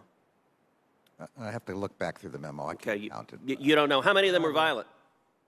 Again, the general report. How many of them were violent? Do you know? I don't know. You don't know. And there's a reason you don't know. Because you didn't care, and nobody in your office cared to find out. I did a quick count just sitting here. During this hearing, I counted 20 incidents cited. Of the 20, 15 on their face are nonviolent. They involve things like insults. They involve a Nazi salute. That's one of the examples. My God, a parent did a Nazi salute at a school board because he thought the policies were oppressive. General Garland is doing a Nazi salute at an elected official. Is that protected by the First Amendment? Yes, it is. Okay. 15 of the 20 on the face of it are not violent. They're not threats of violence. They're parents who are unhappy. Yet, miraculously, when you write a memo, the opening line of your memo, in recent months, there has been a disturbing spike in harassment, intimidation, and threats of violence. You know what? You didn't look, and nobody on your staff looked. Did you even look up the 20 instances? As I testified, the decision to send a memo is for an assessment. Did you look up the 20 instances? I did not read. Did anyone on your staff look them up? I don't know the answer, but it's not But of only the course memo. you don't. In general, there's a reason. Look, you started your career as a law clerk to Justice Brennan. You've had many law clerks during the year, during your time as a judge. I was a clerk to Chief Justice Rehnquist. I'll tell you what, if I drafted an opinion for the Chief Justice and walked in and it said, there's a disturbing pattern of violence, well, Ted, how do you know that? Well, I got an amicus brief here who claims it. You would fire a law clerk who did that. You're the Attorney General of the United States. This was not a tweet you sent. This is a memo to the Federal Bureau of Investigations saying, go investigate parents as domestic terrorists. That is not what the memo says at all. It does not. Is it what the letter says? That is not what. Is it what the letter says? I don't care what the letter says. You don't care. You said it was the basis of your memo. You testified under oath before the House of Representatives. The letter was the basis of your memo. Now you don't care about the letter? The letter and public reports of violence and threats of violence. My memo says nothing about domestic terrorism, says nothing about parents committing any such things. My memo is an attempt to get an assessment of whether there is a problem out there that the federal government needs to resolve. The letter on its face says the actions of the parents could be the equivalent to a form of domestic terrorism. And that is wrong. And asks the president to use the Patriot Act in regards to domestic terrorism directed at parents. This was the basis of your memo. My memo. The Department of Justice, when you're directing the FBI to engage in law enforcement, you're not behaving as a political operative because a political ally of the president says, hey, go attack these parents because we don't like what they're saying. Department of Justice, you did no independent research on what was happening, did you?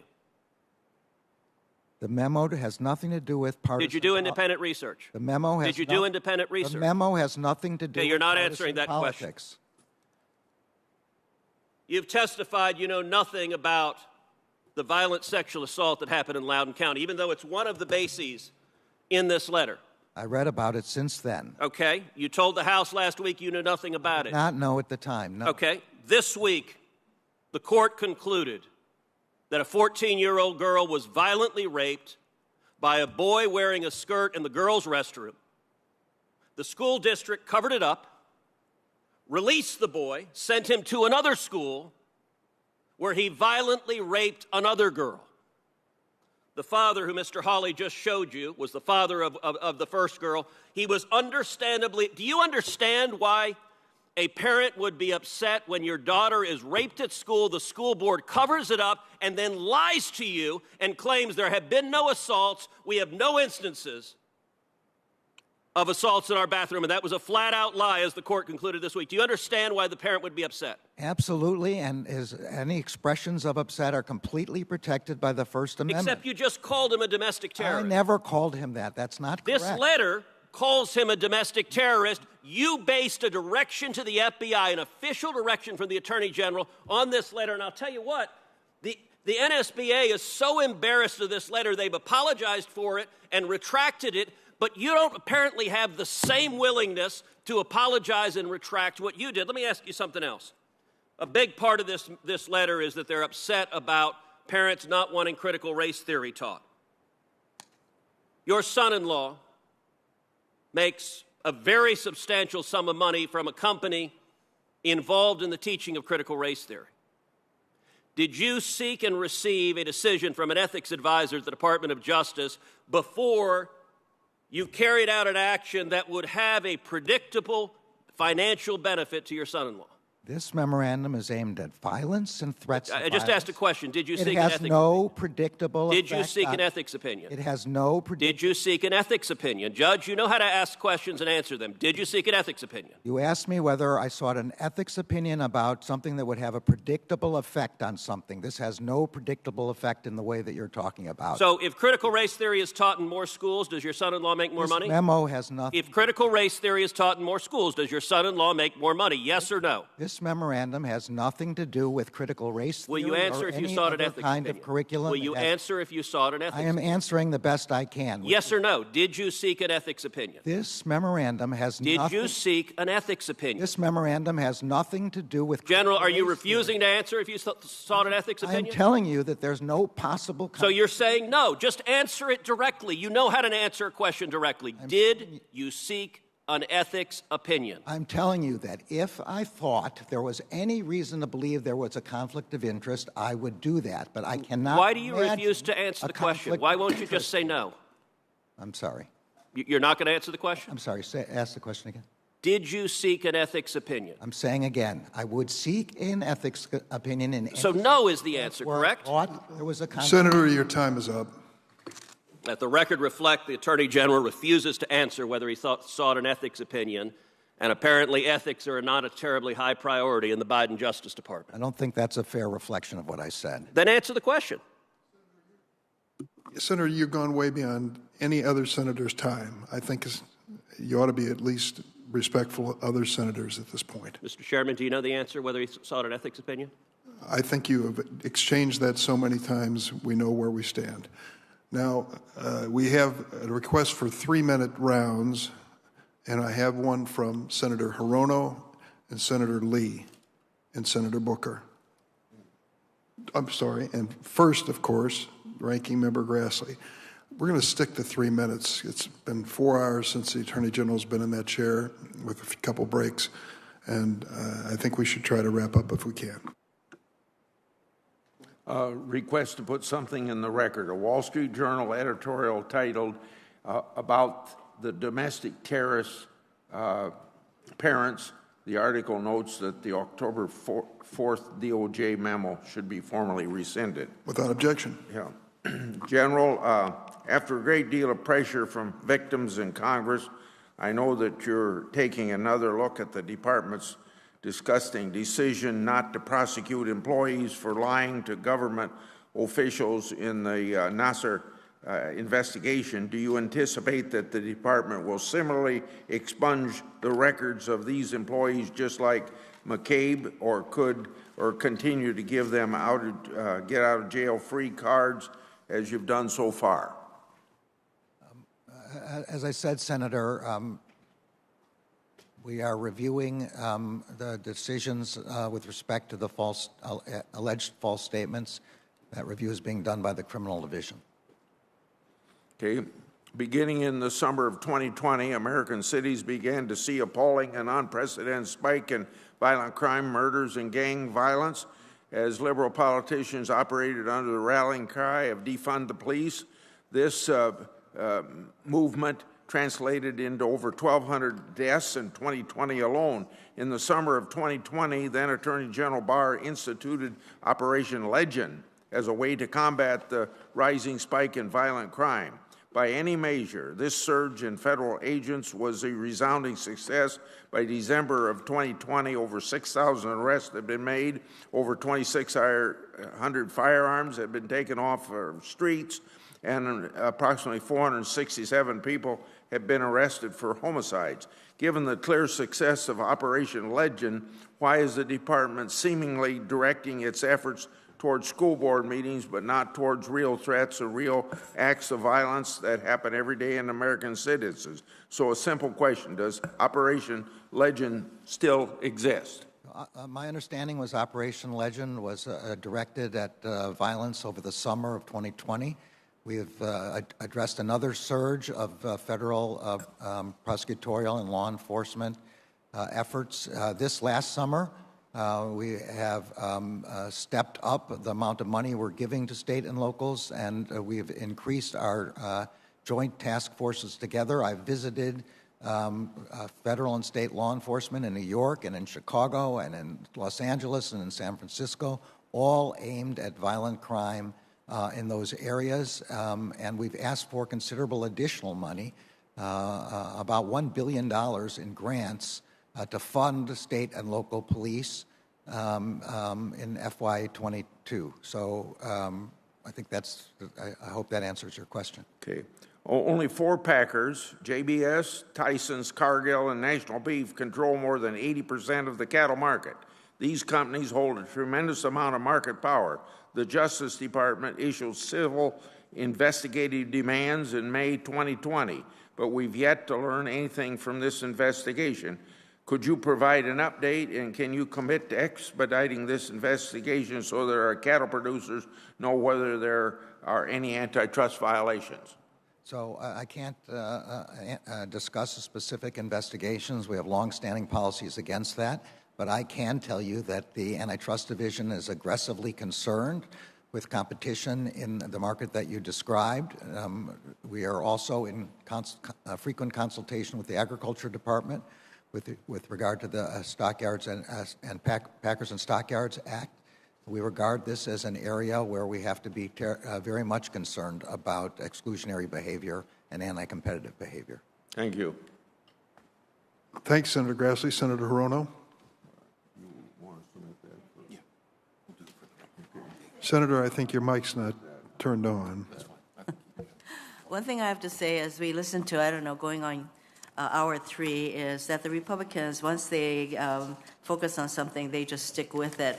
It is amazing to me that there's all this mischaracterizing of the Attorney General's memo, as well as a letter from the acting U.S. Attorney of Montana, and his letter is also totally mischaracterized as to what the focus of the Attorney General's letter is. So I would like to submit for the record the acting attorney, U.S. Attorney of Montana's letter. Without objection. So as I said, it's pretty, it's kind of amazing, but not unusual that my Republican colleagues will continue to focus on something that the Attorney General has to continue to testify for the last 3 hours or whatever it is, that his letter is being mischaracterized. And they will focus on that until the nth degree. At the same time, you know, what is a real problem is the fact that we have 530 voter suppression bills that have been introduced in 47 states, the vast majority by Republican legislatures, and people's votes are literally being stolen through these voter suppression actions. And do we hear word one about the fact that this is happening all across our country, that voter suppression, stealing of votes is happening? Does a single Republican even care about that? No. So let's let that sink in. That they talk about all of these, the memos are totally mischaracterizing, and yet what is actually happening in voter suppression, not a peep. So I want to ask you, Mr. Attorney General, Shelby County pretty much got at the Voting Rights Act, and then followed by Brnovich, wherein the majority opinion suddenly comes up with all these guideposts that the Justice Department now has to prove in order to protect our right to vote. So can you just tell us what the impact of the Supreme Court's Shelby County and Brnovich decisions have been on the Justice Department's ability to protect our right to vote? And is there something we can do? Are there tools that we can provide through congressional action that will enable you to protect our right to vote?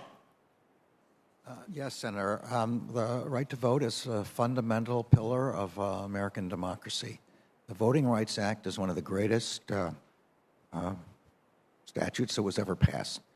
It enabled the Justice Department to protect people's right to vote and to prevent against discrimination based on race and ethnicity with respect to patterns or practices with respect to voting. In Shelby County, the Supreme Court took out the most important tool we have, which was Section 5, which allowed pre-clearance by the Justice Department, or alternatively allowed the state to go to federal court to get clearance. And that left us with the circumstance of having to examine each case one by one, with the burden on the Justice Department. So one thing that the Congress could do is put Section 5 back in place, as the Supreme Court indicated could be done with the appropriate legislative record. Second, Brnovich interpreted Section 2, a statutory section, in a way that the Justice Department disagrees with, as we made clear in our papers. I'm not saying anything we didn't say in our Supreme Court argument. They narrowed it in a way that we think was not consistent with congressional intent, and which makes our ability to challenge discriminatory changes in voting much more difficult. Congress could, again, fix that by bringing back Section 2 to what Congress originally intended and making that clear in statutory language. Both of those changes would be enormously important from the point of the Justice Department's success in protecting the right to vote. Thank you, Senator. I'm sorry. Thank you, Senator. Mr. Chairman, it's clear that we will have to do those things that the Attorney General recommends to protect people's right to vote without a single Republican going in that direction. That's how pathetic it all is. Thank you. Thank you, Senator. Senator Lee. Thank you, Mr. Chairman. Attorney General Garland, I find it deeply concerning that you still haven't cited a single example of a true threat of violence. And if I'm understanding this correctly, and I've been here for most of this hearing, I've had to step out to vote a couple of times, but I think you seem to admit you didn't do any independent research outside of receiving the September 29th National School Board Association letter. Now, one of the things I find that perplexing and quite troubling, this came in, it was sent on September 29th. I believe that was a Wednesday. The following Monday, just days later, just barely over a weekend, you responded with your memo, relying on the NSBA memo. Now, I submit, as a member of the Judiciary Committee with oversight responsibility over your department, I submit requests for information all the time. It takes time. I understand that. Sometimes it takes months to get a response back. I'm always grateful when I do get a response back, especially when it's a response that contains meaningful information. I understand people are busy and they've got a lot of stuff to comply with, but if one association can send one letter without any independent research on your part, and within days, barely over a weekend, get not just a response, but an action memo signed by the Attorney General of the United States, I think that's weird. I think that makes me really uncomfortable, especially when the National School Board Association, as I understand it, or those associated with it, had publicly stated that they'd been coordinating with officials at the White House on this for weeks. It doesn't feel right, doesn't seem right to me. Now, last week, two of our counterparts on our House counterpart Judiciary Committee asked you a little bit about the number of people entering the United States illegally. About 1.3 million have entered the United States illegally this year. That's a lot. That's a lot of people. Of those 1.3 million, I'm quite confident, based on my own past experience as a federal prosecutor, I'm quite confident that some non-insignificant portion of those will have previously been deported. And as you know, under 8 U.S.C. Section 1326, that is a felony federal offense, illegal reentry after previous deportation. Since they've asked you about that, have you had a chance to identify how many prosecutions have been brought for illegal reentry this year? And I'd be curious about that. And I'd also be curious as to whether there's anything analogous to your October 4th memo. Is there anything calling out concerns that you've got over illegal reentry? So on that question, the 1.3 million are arrests, I think, made by CBP. They are referred, they are, CBP, the Customs and Border Patrol, makes a decision about whether to put those people into removal proceedings or to refer them to the Justice Department for prosecution. We have this year charged thousands of cases, criminal cases, with respect to violations of the immigration laws with respect to crossing of borders. I don't have the exact number. We can get you that exact number, but the number is in the thousands. My time's expired. I express the concern because when the department becomes focused on things that are not part of its business, namely harassing, threatening, intimidating moms and dads in America, on chilling their ability to express their concerns to their neighbors, their friends, and those who represent them on a school board, they sometimes lose focus on the things that only the federal government can do, like controlling our border from the dangerous effects of illegal immigration generally and illegal reentry in particular. Thank you. So I take it Senator Cruz and Cotton are seeking 3-minute rounds. Is that correct? All right. And Senator Booker as well. Senator Booker. The October 4th memo reads, in recent months, there's been a disturbing spike in harassment, intimidation, and threats of violence against school administrators, board members, teachers, and staff who participate in the vital work of running our nation's public schools. Is that true? Yes, sir. I mean, it is true. It is true. I have a list of very disturbing incidents. In Texas, a parent physically assaulted a teacher, August 18th, 2021. In Pennsylvania, a person posted threats in social media which required police to station outside of a school district. Law enforcement investigating the person. I could keep going. Ohio, a school board member was threatening a letter that began with, "We are coming from you." Domestic terrorism in the United States, sir, has it been more from overseas radical terrorists since 9/11 or more from homegrown terrorists, most of them being right-wing extremists? Which has been greater since 9/11? I want to be careful about that. The threats that we face with respect to terrorism, and none of those descriptions have to do with terrorism, but the threats that we face in the United States come both from foreign terrorists. A church in South Carolina, a synagogue in Pennsylvania, a school, Parkland, a school, Newtown, Has there been threats and violence against schools in the United States of America? There have been, yes. Coming from what types of groups? Well, they come from domestic groups. From domestic groups. Yes. Has there been a long, pages-long list of what my staff could grab, been threats and violence against school officials in the United States of America in the last year?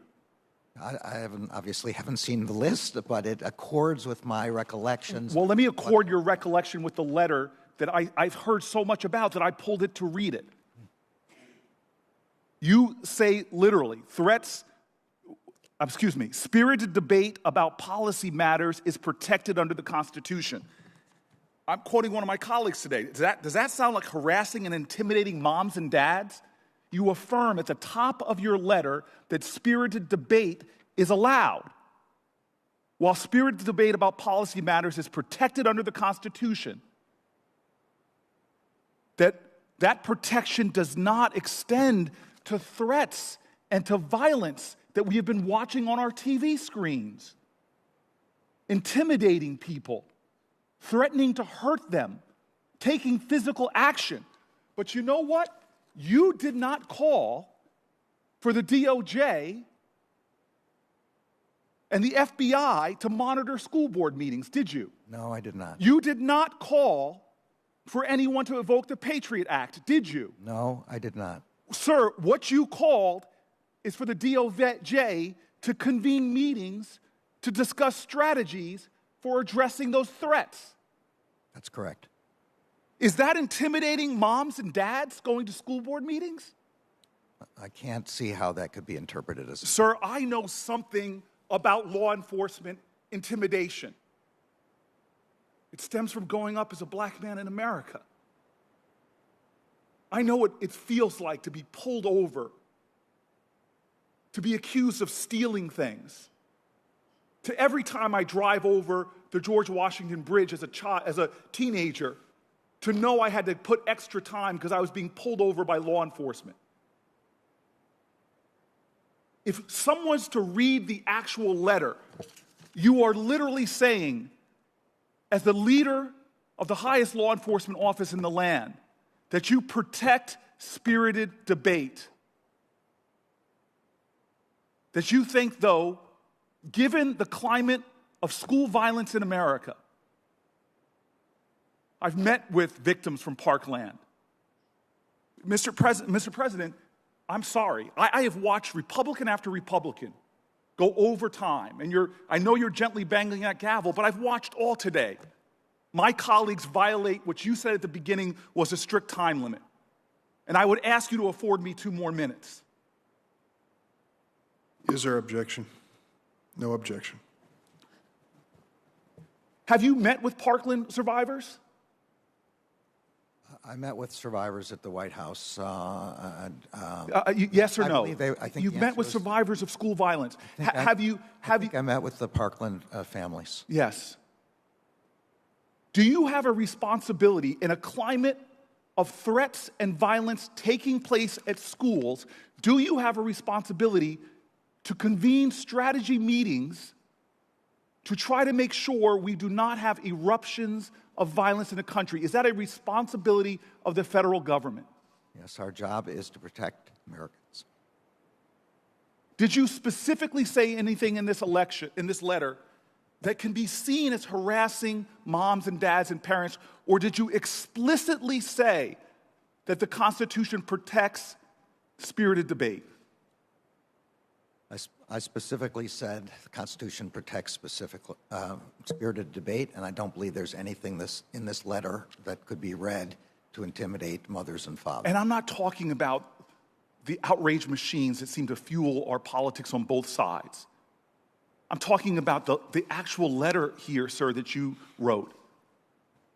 You're a good-hearted person. Is there anything in this letter that could specifically lead a good-hearted parent who is against mask mandates, who somehow believes that the teaching of racial discrimination is repugnant to them? Is there anything in this letter that would prevent them from going and speaking to it and yelling and being upset and letting their elected officials know what they really believe? Is there anything in the actual print of this letter that could be seen that lead to that type of intimidation? No, Senator, all of those things are protected by the Constitution. Will you say that one more time? All of those things are protected by the Constitution. I hope that you will do your law enforcement work. There's too much violence in this country. There's been too many domestic terrorist attacks. I don't want to have the next hearing here be about some incident. I hope that you continue to convene your strategy sessions to protect parents and children and school officials from any kind of the heinous violence that we have seen way too much of in this country, and that we all bear a responsibility for stopping. Thank you, Mr. Chairman, for the allowance of the extra time. Thank you, Senator. Senator Cruz. We talked just a minute ago about the difference between law and politics. We heard some impassioned political speeches, but also a question that just was asked by my friend from New Jersey. Is there anything in this memo to tell a parent that they're being targeted for harassment and intimidation? I would note that the letter from the school boards cited 20 instances, 15 of which were nonviolent. The letter from the school board described them as domestic terrorism. Within days, the Department of Justice snapped to the commands of the special interest and issued a memo, a directive to the Department of Justice and a directive to the FBI. This is, again, where law matters.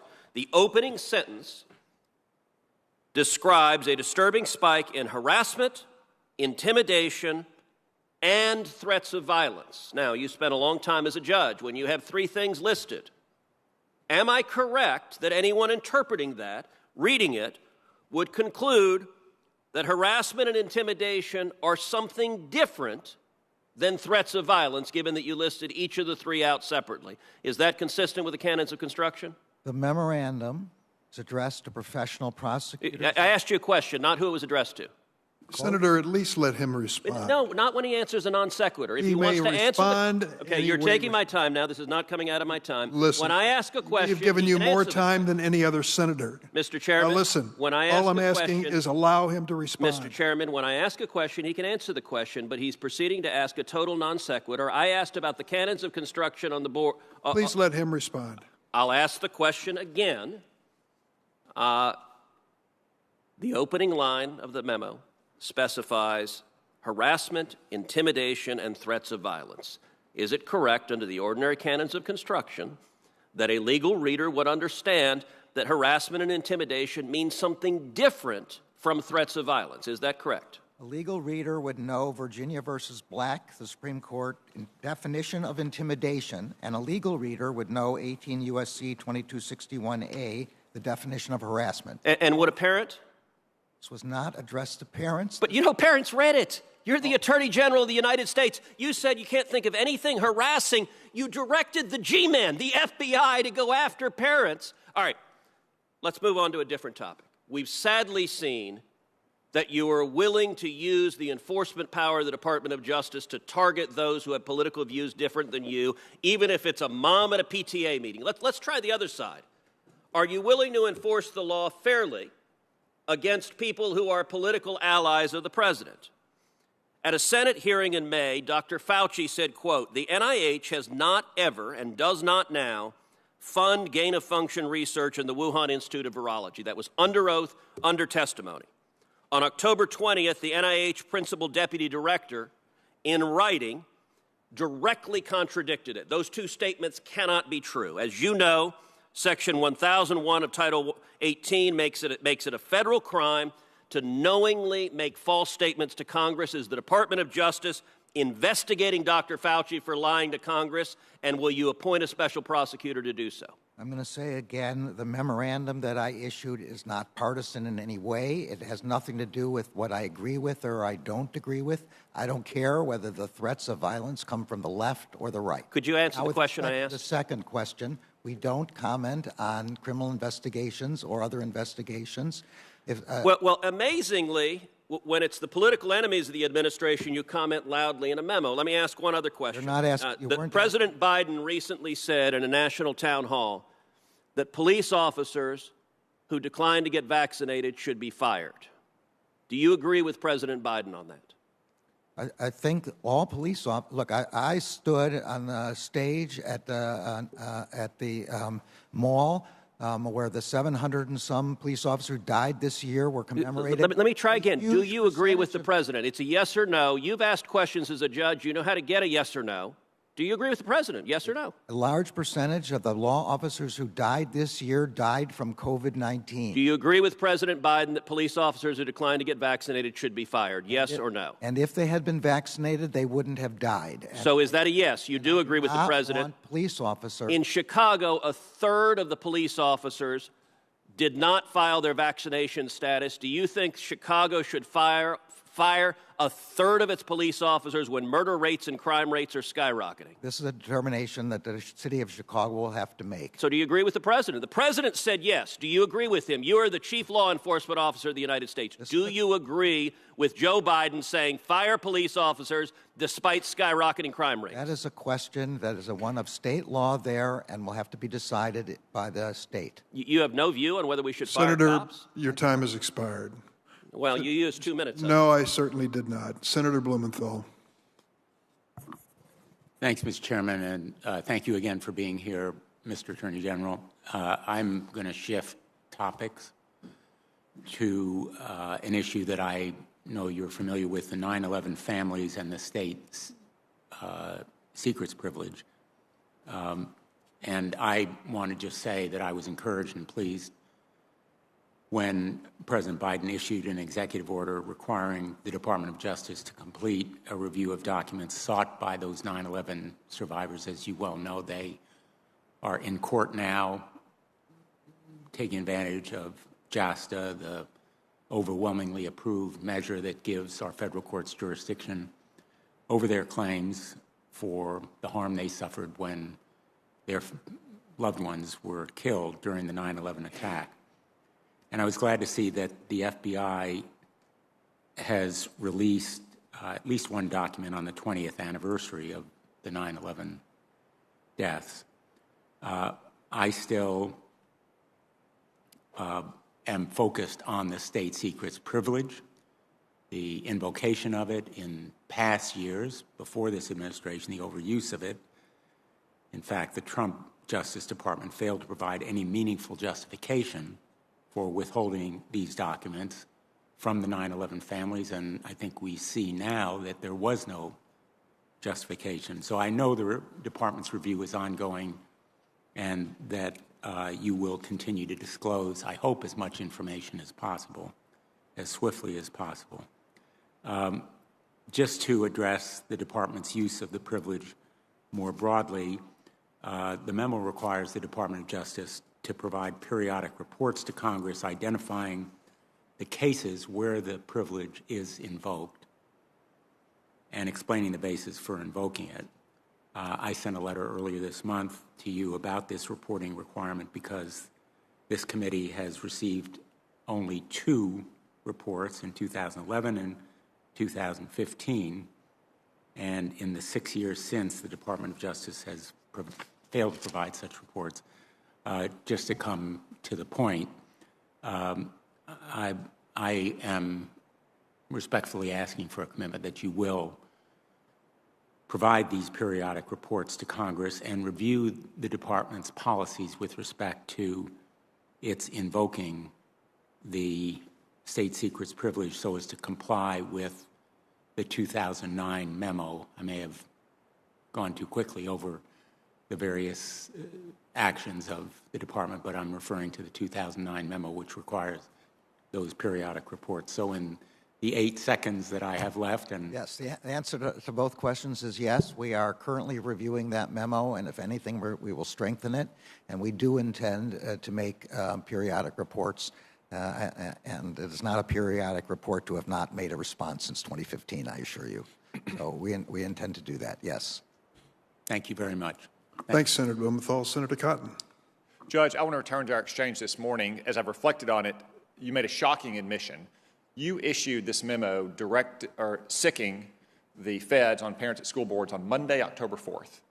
You acknowledged that there was no effort in the Department of Justice, no initiative to draft this memo or create these task forces before Wednesday, September 29th, when the National School Board Association issued that letter. Is that correct?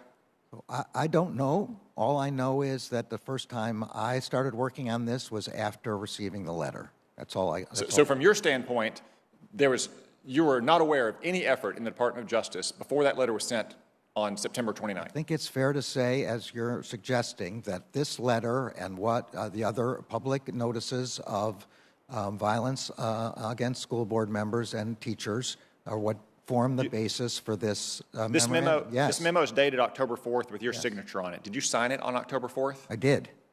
So 4 intervening days, 2 of which were weekend days. Yes. I'd say that sets a land speed record for the federal government. When we Chuck Grassley pointed out that you have not responded to letters of his that have been outstanding for months.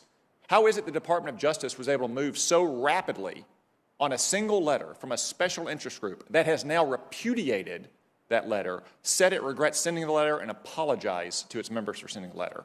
How did your department move so fast on this matter? When an organization that represents thousands of school board members... I would say they purport to represent thousands because state school boards across the country have been repudiating them and trying to withdraw their membership. That's why the National School Board Association withdrew its own letter. Who brought this to your attention? May I answer the question? I'm asking you a question now. Who brought this to your attention? You asked me a question. May I answer the question? The question is why speed? The answer is when we get reports of violence and threats of violence, we need to act very swiftly. I would have hated it to have gotten this letter and then acts of violence occurred in the interim before we were able to act. Okay, Judge. The only act here is assessing the circumstances. That's all there is here, and we can't wait until somebody dies. That's Judge, why we did this. Okay, well, you keep citing media reports. There were 24 incidents in that letter. As you've heard today, almost all of them were nonviolent. Those they are weren't not the involved media reports I was referring to.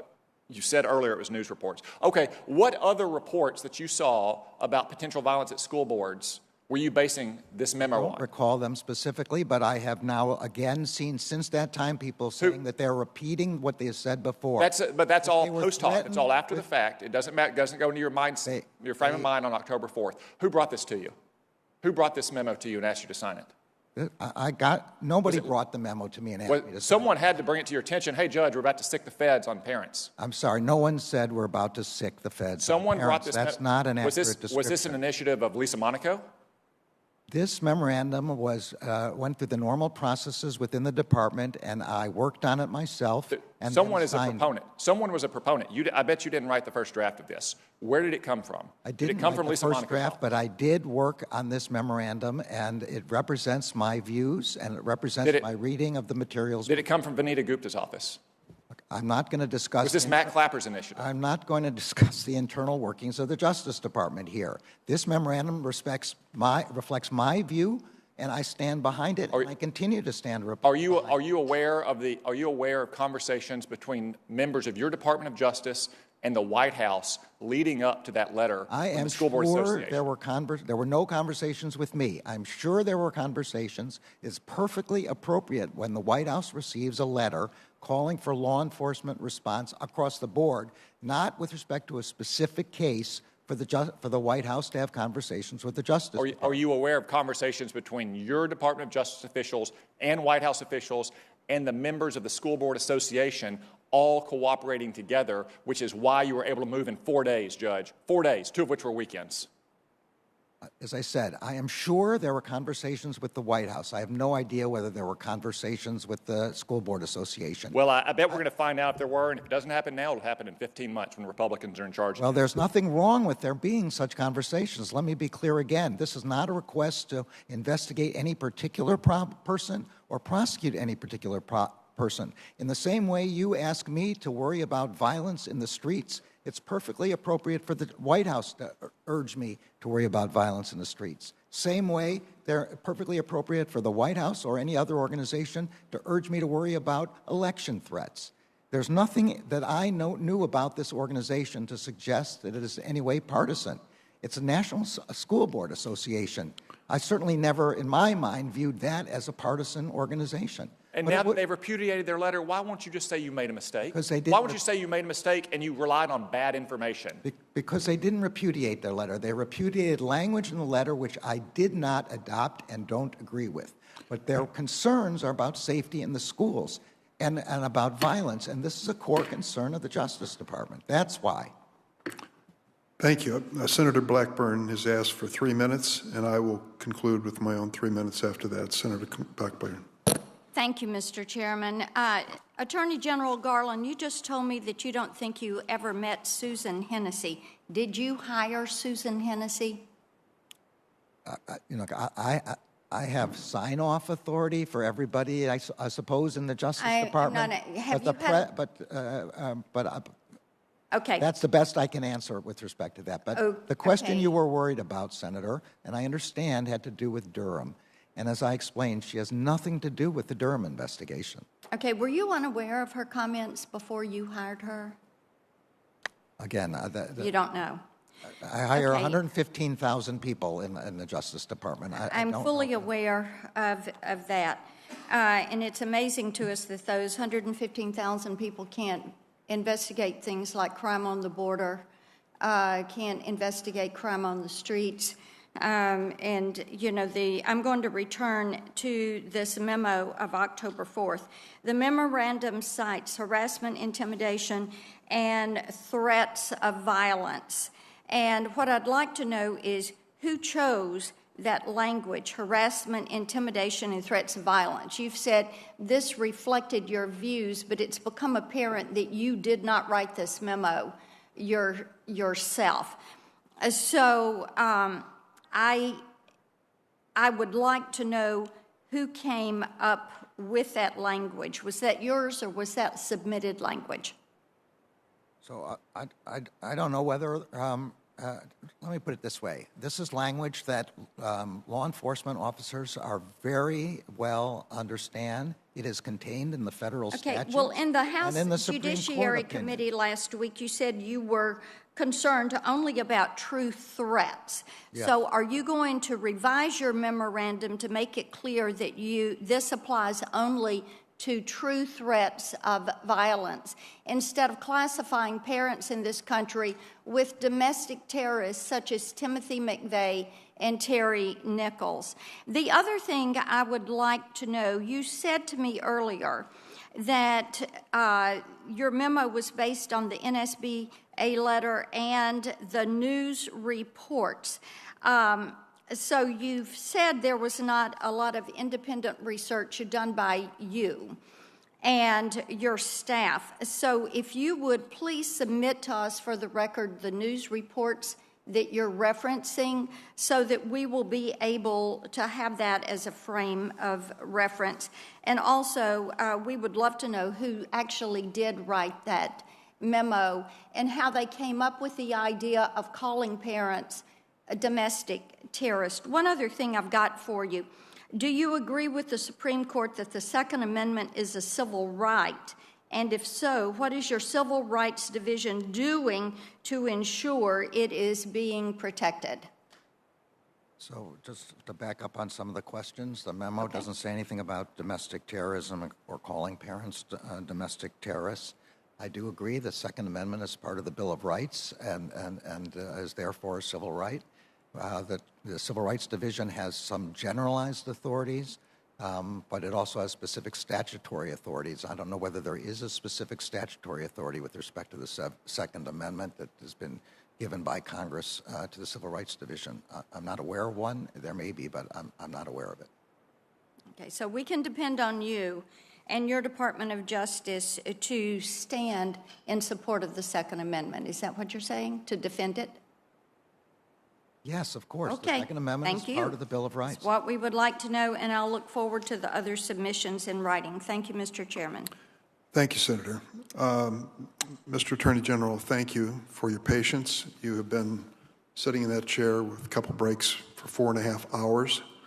Many of these colleagues of mine have had ample opportunity to ask questions and then come back and ask some more, sometimes the same questions.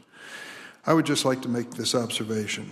I understand completely why you issued that memo, and I wish my colleagues would reflect for a single moment as to why that memo is important, not just for school board members, but to send a message across America that there's a line we're going to draw when it comes to political expression. When you say words, when you wave your arms, that's all protected. But when you threaten someone with violence or engage in acts of violence, that is never going to be protected and shouldn't be. It isn't that long ago that Gabby Giffords, one of our colleagues in the House, was gunned down in Arizona. Her husband is now serving as our colleague in the United States Senate. I don't know the political bent of the person who shot her. It's basically irrelevant. But we should never countenance that as adequate or proper political expression. Steve Scalise, the Republican congressman from Louisiana, was gunned down on a baseball practice field by someone from my state who I believe was identified with the left in politics. It doesn't make any difference. It was an outrage that that good man has suffered as much as he has because of it. And now we have the story in Great Britain, David Amos, who goes to a town meeting and is stabbed to death in his constituency in England. For goodness sakes, can't we, even if we disagree on issues to a great degree, agree with the premise that anyone who engages in violence or threats of violence has stepped over the line, whether they come from the right or the left? I think that's what you were trying to say in your memo about the school boards. And like you, I have never heard the School Board Association identified as a great, strong special interest group. I haven't seen that in the years I've been in Congress. And there are many great, strong special interest groups. I would just say to you, thank you for doing that. It was the right thing to do. It has been mischaracterized and distorted, not only today, but since then. But I think we can prove by our actions that we are not trying to stifle free speech, but only saying to people, we're going to draw a line. I found it fascinating that at least one of the people who was criticizing you today and talking about the situation on January 6th was actually cheering the demonstrators on January 6th. And there's ample evidence of that. I would think we've got to draw a line that accepts in this civilized society we are going to be respectful of one another even if we disagree politically. I thank you for your testimony. Would you like to have a closing comment? No, thank you, Senator. I appreciate your remarks, though. Thank you. Thank you very much. The committee stands adjourned.